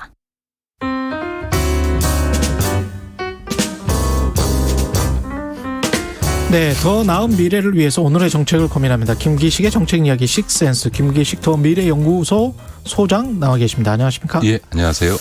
예, 가상화폐의 저승사자 김기식 소장님께 잡코인, 잡코인 관련해서 퇴출 작업이 지금 들어갔어요. 예, 이제 줄줄이 지금 그 상장 폐지가 시작됐죠. 그러니까 이제 제가 한 2달 전쯤이죠. 4월 달에 이제 이 코인 시장이 폭락할 거다라고 얘기하면서 4가지를 말씀드렸어요. 하나는 새로 들어가지 마라. 그 다음에 손실 났다고 해서 이 폭락할 때 저가 매수 기회라고 해서 물타기 하려고 이제 추가 매수하지 마라. 그리고 지금 이미 들어가 있는 분들 가능하면 빨리 빠져라. 4번째가 혹시 그래도 끝까지 남아 있으려고 하면 잡코인은 빨리 버리고 그다음에 실명 확인 계좌를 등록할 수 있는 거래소로 옮기셔야 된다 이런 말씀을 드렸고요. 그게 지금 방금 이와 같은 사태를 이제 제가 예견해서 말씀을 드리는 건데 이제 결국은 정부가 직접적인 코인에 대한 정리 작업은 안 들어가지만 거래소 등록 과정을 거쳐서 이제 코인을 정리하려고 하는 계획을 갖고 있는 거고요. 그러니까 결국 거래소 입장에서는 은행한테 실명한 계좌를 받아야 되기 때문에 은행들이 이게 이제 지금 같은 이른바 잡코인 중심의 한국의 이런 구조에서는 실명 계좌를 발급해 줄 일이 없거든요. 그러니까 결국은 이제 코인 중개소들이 9월 달에 이제 폐지 중개소가 폐지되는 걸 막기 위해서 스스로 코인을 정리해 들어가는 과정이고 이거는 이제 주로 많이 언론에도 나오고 있습니다만 한국에서만 거래되고 있는 이제 소위 이제 김치 코인들을 중심으로 지금 이제 상장 폐지가 이루어지고 있는데 제가 추가로 말씀드리면 더 많이 폐지될 거다. 이제 지금 유통되고 있는 저 수백 개의 코인들 중에 거의 대부분이 아마 정리되기 시작할 거다. 더군다나 정부가 지금은 거래소 등록 절차 과정에서 거래소 스스로 상장을 폐지하도록 유지를 하지만 이제 거래소가 등록이 되고 나면 거래소 등록 개수가 아마 10개 이하일 겁니다. 그러니까 빨리 그래도 실명 계좌를 받은 거래소로 거래소를 옮기시는 게 맞고요. 그렇게 이제 10개 남게 되면 아마 그 다음 단계로는 정부가 이 상장돼 있는 코인들에 대한 이제 어떤 심사 기준을 통해서 정비에 들어가는 그러니까 한번 이제 스스로들 거래소에서 정리를 해놨기 때문에 그 충격이 일정하게 시장에게 연착륙하면서 이제 나타났기 때문에 그 다음 단계는 아마 이 상장에 예, 요건이라든가 또 그 상장돼 있는 코인의 어떤 심사 요건 같은 것들을 만들어서 코인 자체를 정리해 들어가는 작업들을 할 거기 때문에 하여간에 다시 말씀드린다만 한국에서 거래되는 그 김치 코인들부터 빨리 정리하셔라 이 말씀 다시 드립니다.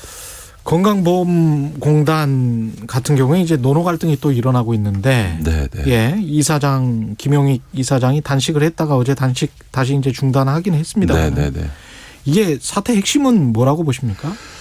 사실은 이제 문재인 정부 들어서서 그 공공부문에서 비정규직의 정규직화라고 하는 이제 정책을 취하며 왔고 지금 이제 4년째 접어들고 있는데 여기에 이제 사실 이게 단순하지 않고 굉장히 복잡합니다. 그러니까 예를 들어서 공공부문의 비정규직 중에서 첫 번째는 어떤 업무까지를 정규직화할 거냐 관련된 모든 업무를 다 정규직화할 수는 없는 거고요. 그게 첫 번째고요. 두 번째는 정규직화 하더라도 어떻게 정규직화할 거냐라고 하는 점에서 보면 이제 뭐 직접 고용하는 경우가 있고 자회사 방식을 통할 수도 있고 이제 여러 가지 방식이 있습니다. 그러니까 정규직화의 방식과 관련된 여러 가지 문제가 있는데 여기에는 약간 이제 기준이 있습니다. 예를 들어서 우리는 2년 이상을 이제 근무하게 되면 비정규직이라 하더라도 무기계약으로 간주하게 돼 있거든요. 그건 이게 뭐냐면 2년 이상 업무를 계속한다는 건 사실상 상시 업무다. 그래서 상시 업무에 해당되는 부분은 늘 쓰는 사람인데 왜 비정규직 쓰냐 정규직 쓰라는 거고요. 특히 그중에서 생명 안전과 관련된 부분에 있어서는 직접 고용하도록 하는 이런 기준을 정하고 있는 거죠. 이제 그거에 맞춰서 지금은 대체로는 이제 생명 안전 관련된 부분은 직고용하고 나머지 부분들은 이제 자회사 방식을 취하고 있는 거고요. 세 번째 이슈는 좋다. 정규직화 하는데 자회사든 직접 고용이든 그 절차와 과정을 어떻게 할 거냐라고 하는 문제가 있습니다. 예를 들어서 비정규직 채용 과정이라는 게 무슨 뭐 공채나 이런 게 아니라 그냥 아는 관계에서 아름아름 하는 관계가 있거든요. 그렇죠. 그런 아름아름 하는 관계에서 들어왔는데 어느 날 갑자기 정규직이 된다. 더군다나 지금 공공부문이 모든 젊은이들의 선망의 직업이 직장이 되고 있는 상황에서 그래서 이거를 그냥 무조건 정규직화 할 거냐 아니면 어떤 절차를 거쳐서 채용 절차라는 과정을 거쳐서 할 거냐라고 하는 정규직화의 절차와 과정에 대한 이슈 이런 것들이 이제 다 복합적으로 지금 문제가 되고 있는 거고요. 공정성 논란인데 이게 끊이지가 않을 것 같은데요. 이 상담사라는 이 직업 자체랄지 처우랄지 이런 게 어느 정도 되는지는 모르겠습니다만은 이게 한 15년 한 사람이 뭐 직접 고용돼서 정규직화되는 게 맞느냐 아니면은 신입까지 포함해서 다 포괄적으로 경쟁을 한 다음에 시험 봐서 뽑는 게 맞느냐 뭐 이런 문제잖아요 결국은. 그 양쪽의 견해가 다 그 일리가 있습니다. 그러니까 예를 들면 10년, 15년씩 일을 했으면 그 경력 등을 인정해서 당연히 그냥 자동적으로 정규직화 줘야 되는 거 아니냐라고 볼 수도 있는 거고요. 그러나 이제 그 또 한편에서 보면 그 지금 정규직 노조만이 아니라 지난번 인천공항공사 인국공 사태에서 나타났던 것처럼 이제 취업을 준비하고 있는 청년들 안에서도 사실 이제 이 공공부문 공기업들 직장 취업 경쟁률이라는 게 몇백 대 1을 이룰 정도로 치열한 과정인데 그런 과정 없이 그냥 저기 그동안 일해왔다고 그냥 무조건 다 정규직화 시켜주냐. 왜냐하면 그 비정규직 채용할 때 무슨 뭐 우리와 같은 이런 절차를 거치지 않았는데 그럴 수 있냐라고 하는 이제 문제가 나오는 거죠. 물론 이제 하나 오해하면 안 되는 거는 그렇게 직접 고용을 하든 자회사 방식을 하든 기존 정규직과 똑같은 처우를 하는 건 아닙니다. 왜냐하면 직무의 성격이 다르기 때문에 직무급 제도를 도입해서 그 기존의 직원과보다는 임금이라든가 여러 가지 처우는 조금 낮은 수준에서 정규직화를 하기 때문에 마치 지금 비정규직들이 똑같은 조건을 해달라고 요구하는 것처럼 오해해서는 안 되는데 그런데 이제 문제는 뭐냐면 그렇다 하더라도 직고용을 하게 되면 우리나라 공공부문은 다 기재부에 의해서 예산이나 인력을 전체적으로 일률적으로 통제를 받습니다. 그래서 만약에 이분들이 직고용 되게 되면 총액 인건비에서 당연히 지불이 규모가 커지지 않겠습니까? 개인적 조건은 나빠질지 기존 정규직보다 낮을 수 있지만 전체 총량은 늘게 되거든요. 그렇게 되면 두 가지 문제가 생기는 거죠.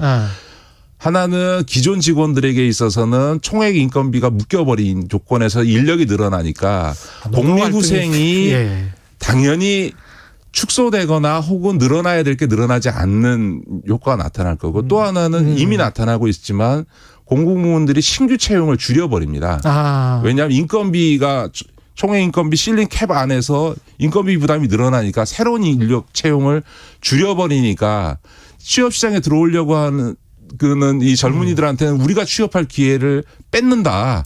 더구나 그게 무슨 공정한 시험 절차를 거쳐서 뽑힌 사람들도 아닌 사람들이 우리가 들어갈 자리를 뺏는다. 이런 이제 불만들이 청년들에게 제기되고 있는 거죠. 어떻게 생각해 보면 이게 세대 갈등까지 겹쳐가지고 그 빨리빨리 공기업들 같은 경우는 뭐 요새 뭐 정년 연장 그런 이야기도 나왔었잖아요. 네, 정년 연장 건 좀. 그러니까 뭐 정년 연장을 할 게 아니고 정년 감축을 해서 그냥 빨리빨리 나가는 게 청년들한테는 좋을 수가 있겠습니다. 네. 근데 이제 저는 이 부분에 대해서도 좀 원칙적인 해법은 있어야 된다고 생각합니다. 그러니까 이제 기본적으로는 다들 이제 자회사 방식으로 그러니까 하는 거를 이제 원칙으로 대개 이제 지금 그렇게 자리 잡고 있기 때문에 현재 공공부문의 비정규직을 정규직화한다라고 하는 현재의 어떤 정책 기조를 그나마 현실화하려면 일정의 조금 비정규직도 양보하고 해서 일단 자회사 방식으로라도 정규직화 하는 걸 일단 원칙으로 하는 게 맞는 것 같고요. 두 번째로는 그 정규직 하는 과정에서 최소한의 채용 절차는 필요로 한 것 같습니다. 예를 들어서 우리가 비정규직을 정규직화한다는 것은 그 직무를 그 자리를 정규직화하는 것이지 사람을 정규직화한다 이렇게 볼 수는 없는 거거든요. 그러니까 이제 더 이상 그런 직무를 하는 분들을 비정규직으로 쓰지 않고 정규직으로 하겠다. 이렇게 자리를 놓고 정규직화해야지 사람을 놓고 해서는 곤란하다. 그래서 최소한 이 채용하는 과정에서 정규직으로 전환하는 과정에서 입사 심사에 있어서의 최소한 요건을 거쳐야 되는 건 맞는 것 같고요. 근데 이제 이게 지금 어려워지고 있는 거 뭐냐면 지금 인천공항공사도 그렇습니다. 그러니까 자회사 방식이 아니고 직접 고용하거나 이런 과정에서 이제 채용 절차를 거치다 보니까 기존의 소위 비정규직 중에서 탈락하는 분들이 생겨나고 있거든요. 당연히 채용 절차를 거쳐서 이제 엄격하게 하다 보면 여러 가지 요건에 의해서 탈락하는 분들이 있거든요. 그러니까 근데 그 탈락한 분들이 못 받아들이겠다고 하면서 지금 1년째 싸움이 지속되고 있는 거거든요. 그러니까 이제 이게 복잡합니다. 그래서 그러나 최근에 이제 그 소위 어려운 취업 시장 사정이라든가 우리 청년들의 공정에 대한 이 민감성을 고려해 보면 자회사 방식으로 하고 그 과정에서 정규직하는 과정에서는 최소한 이게 어떤 절차적 기준을 정해서 어쨌든 그 시험이 됐든 아니면 이렇게 면접 심사가 됐든 이런 과정을 통해서 최소한 채용 절차에 있어서의 어떤 과정은 만들어야 되지 않을까라고 저는 봅니다. 여당발 개헌 논의 이야기하기 전에 청취자 문자 두 가지만 읽겠습니다. 청취자 민재님. 역차별 느낄 수 있는 청년들 심정도 분명 욕심은 아닙니다. 청취자 3928님. 공정이란 뭘까요? 계속 사회적 논의를 이어나가면 좋겠습니다. 끝도 없는 논쟁일 것 같습니다. 여당 내 개헌 논의가 여의도 중간에서는 꽤 많이 퍼져 있는데 양승조 충남지사 대권 주자 중에 한 명인데 개헌 연석회의 제안했고 이낙연 전 대표 정세균 전 총리도 개헌론 들고 나왔고요.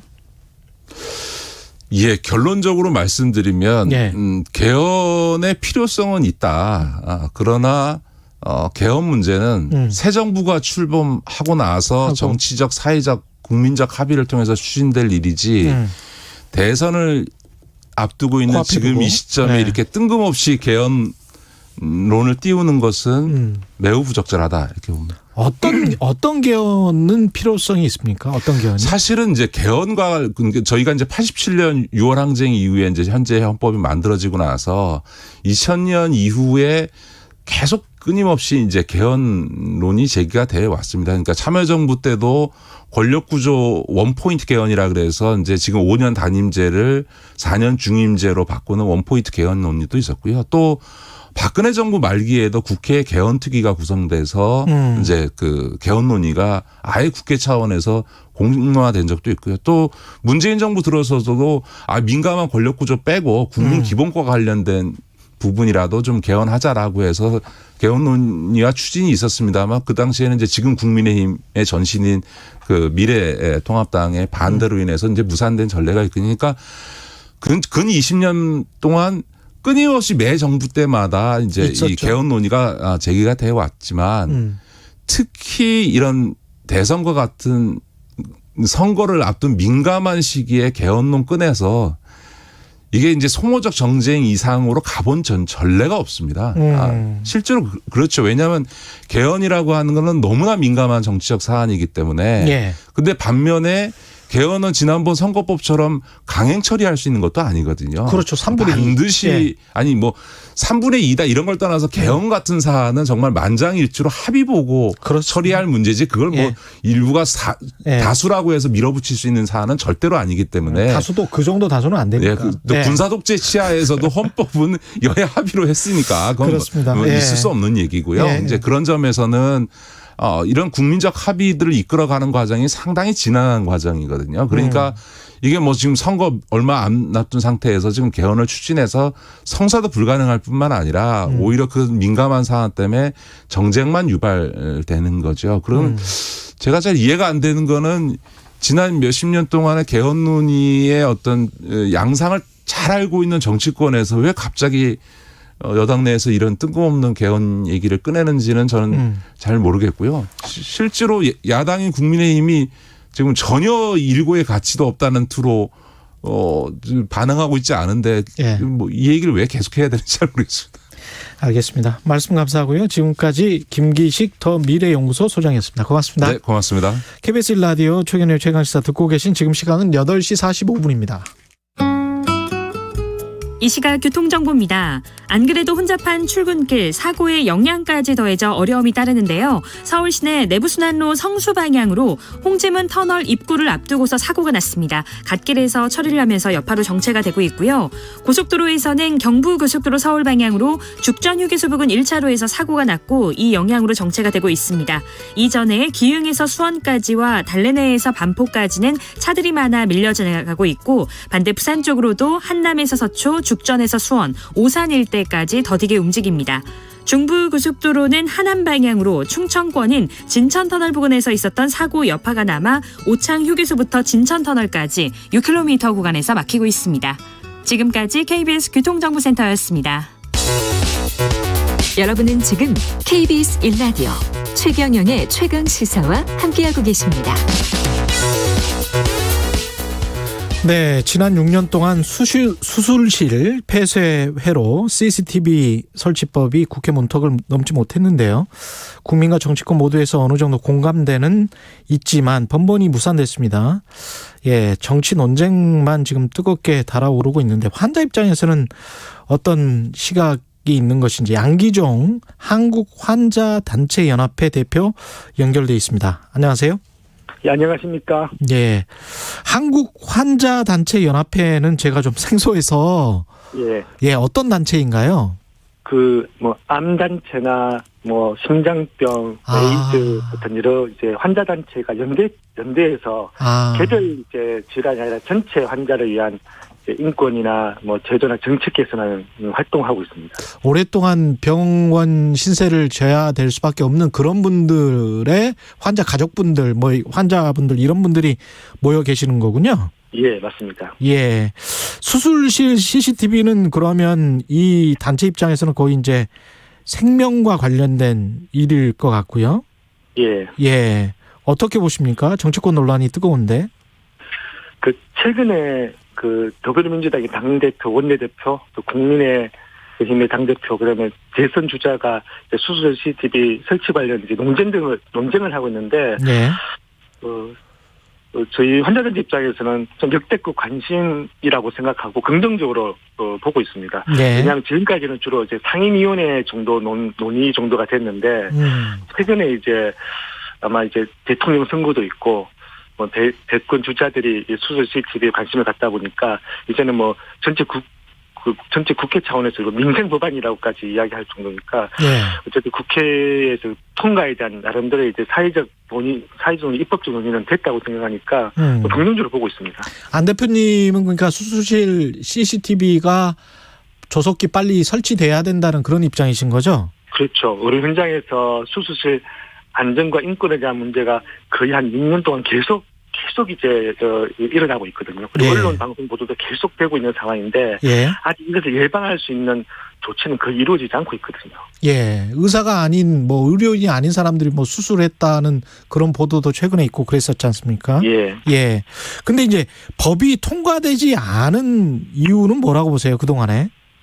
첫 번째는 의사단체의 강력한 반대이고요. 예. 근데 뭐 당연히 그 이제 의사단체 입장에서는 당연히 반대하는 건 당연한 건데 더 큰 문제는 이제 국회가 국민보다는 이제 의료계 눈치를 계속 보고 있는 거죠. 지난 6년 동안 그 국회가 3번 바뀌었는데 예. 2번은 다 법원 발의됐지만 다 의료계 반대로 폐기되는데 법안 한 번도 심의도 안 했거든요. 그나마 이제 이번 21대 국회에 들어서서 법이 3개 발의됐는데 그나마 3번 정도가 일단 논의가 됐다는데 거의 이제 국회에서 안 움직이고 있죠. 예. 근데 CCTV 설치를 이제 반대하는 쪽은 뭐 소극 진료를 할 수 있다. 이렇게 되면 뭐 이런 식의 우려를 하잖아요. 예. 그거에 관해서는 어떻게 생각하십니까? 이런 논리에 관해서는? 그 수술실 CCTV는 그 수술하는 부위를 정밀하게 촬영하는 영상이 아니라 저 수술실 한쪽 벽면에 설치 있는 그 폐쇄로 텔레비전이거든요. 그래서 사실은 이 정밀한 부분이 아니기 때문에 소극 진료를 할 우려는 사실은 없거든요. 이게 CCTV가 설치되어 있다는 그 자체만을 의식해서 갑자기 이제 수술에 집중이 안 된다 이렇게 이야기하는데 의료 전문가로서는 저는 적절하지 않는 이제 그 수술 설치 반대 논거라고 생각되지고요. 예.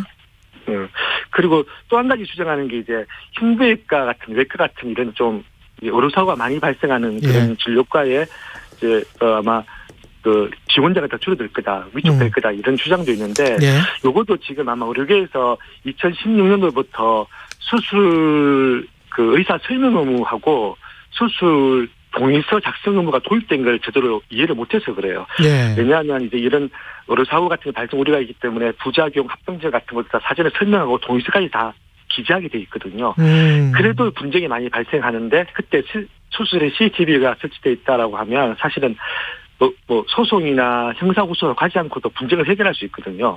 저는 오히려 이런 이제 그 비인기학과 위축을 초래하기보다는 오히려 좀 안심하고 수술할 수 있는 환경이 조성될 수 있다 그렇게 보고 있습니다. 그 CCTV를 설치하면 반대로 이제 효과가 있을 거라고 생각해서 이제 국민들이 많이 공감을 하는 거지 않습니까? 예. 어떤 효과를 기대할 수 있습니까? 제일 큰 효과는 이제 무자격자가 대리 수술을 하는 걸 일단은 막을 수는 있죠. 최근 보도들. 그렇죠. 수술실에 지금 현재로는 수술 외부와 완전히 차단돼 있고 환자는 전신마취가 되니까 의식이 없는 상황이잖아요. 그리고 안에 만약에 범죄 행위를 한다면 안에 있는 분들이 전부 다 공범이라서 사실은 그 외부에서 알 수가 없거든요. 그렇죠. 그렇게 해서 적어도 CCTV 설치를 통해서 나중에 이 증거가 될 수 있다라고 한다 그러면 적어도 지금보다는 훨씬 더 이제 대리 수술은 줄어들 거고요.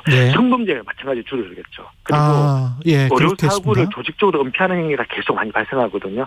그래서 은폐하는 행위도 줄어들 수는 있죠. 물론 이제 의료사고를 완전히 입증하는 증거 자료는 될 수는 없죠. 왜냐하면 정밀한 이 촬영이 아니라 누가 들어오고 나가고 응급조치가 제대로 되는 정도의 좀 간접적인 그런 증거이지만 그래도 조직적 은폐는 예방할 수가 있거든요.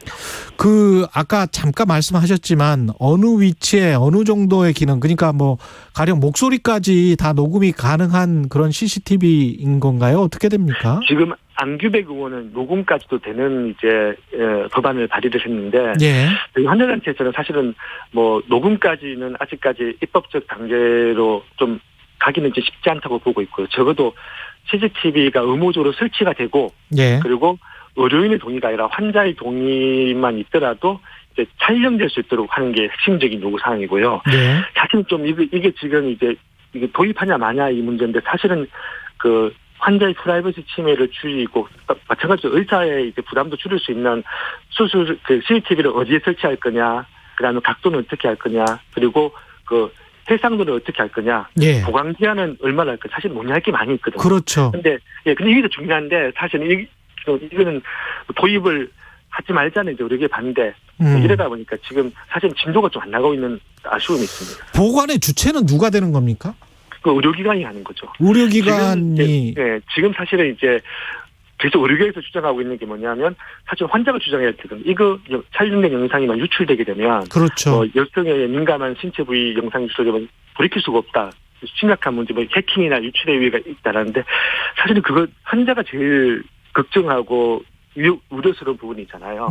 그래서 CCTV 이 설치법의 핵심적인 내용이 일단 환자의 동의를 받도록 돼 있고요. 예. 그리고 이 영상을 일단 절대 못 보도록 돼 있습니다. 지금은 의료기관에서 쉽게 볼 수가 있거든요. 예. 근데 이제 법이 만약에 통과되게 되면 절대 못 보게 돼 있고, 예. 교정이나 수사나 재판 같은 특별한 경우만 볼 수 있도록 돼 있고요. 이것만 위반하게 되면 의료법상 가장 강력한 형사처벌을 받도록 돼 있거든요. 그냥 법률적으로 이건 의무화시키고 CCTV를 다 설치하는 걸로 강제하는 거죠. 그렇죠. 강제하기 때문에 보호장치가 되게 중요하죠. 예. 근데 의협 입장이 이제 대리 수술, 유령 수술 의혹 때문에 이걸 설치한다고 하면 생체 인식으로 출입을 통제하는 방안, 그러니까 의사라는 걸 인증을 받고 생체적으로 예. 뭐 이런 방안이 더 효율적이지 않냐, 뭐 이런 주장이 이미 시행하고 있습니다. 이미 시행하고 있다. 2년 전 복지부가 굉장히 사회적 이제 이 여론이 안 좋으니까 그때 출입 명부를 작성하는 거를 이제 시행 규칙으로 해서 이제 하고 있는데 지금 최근에 인천의 21세기 병원에서 이제 무자기자 대리 수술이 일어나고 계속 지금 이제 그 적발되고 있는데도 여전히 뭐 출입 명부가 이 예방을 못 하고 있는 거죠. 네. 그리고 범죄행위를 하는 거지 출입 명부 정도는 지문인식 정도는 쉽게 그냥 변칙적으로 이제 우회해서 할 수 있거든요. 뭐 다른 출입문을 만든다든지 이렇게 할 수 있거든요. 의협이 반대를 하고 정치권 일부가 주저하는 거기에 어떤 타당한 근거가 있다고 생각하세요? 저는 타당한 근거가 부족하다고 생각합니다. 왜냐하면 응급실을 보면 응급실. 응급실과 수술실이 조금은 다를 수 있지만 수술실은 의료계에서 의무가 아닌데도 불구하고 100% 설치돼 있고요. 설치하는 비용까지도 정부 쪽이 달라 지금 국가가 국민들이 이제 건강보험 내는 비용으로 설치 비용도 지원해주고 있거든요. 근데 수술실은 안 된다고 이야기하는 거잖아요. 왜냐하면 이제 응급실은 이제 폭행도 많이 당하고 이제 이런 여러 가지 문제 때문에 증거가 필요하니까 의료계가 요구하고 있는 거고, 수술실은 아까 이야기한 것처럼 아무도 모르는 사실은 통제의 사각지대로 되어 있는데 지금 그쪽에 CCTV를 설치하겠다 하니까 의사가 불리하니까 반대하는 거거든요. 그래서 이 수술 CCTV에 대한 부분은 여러 많은 뭐 찬반 논란이 있지만 의사에게 불리하기 때문에 설치를 반대하는 거고요. 한의사는 불리하지 않으니까 찬성하는 거고요. 간호사는 굳이 찬성 반대를 이야기하지 않는 거거든요. 유독 의사 단체만 반대하고 있습니다. 알겠습니다. 지금까지 안기정 한국환자단체연합회 대표였습니다. 고맙습니다. 예, 감사합니다. 예, 청취자 술풀레옹님, 저는 재활치료하고 있는데 옆에서 지켜보고 있으면 집중이 안 되긴 해요. 오재인님, 환자 생명보호를 위한 것이 목적이면 통과해야 하지 않을까요? 이런 말씀 해주셨습니다. 6월 17일 목요일 KBS 1라디오 최경영의 최강시사, 오늘은 여기까지입니다. 고맙습니다.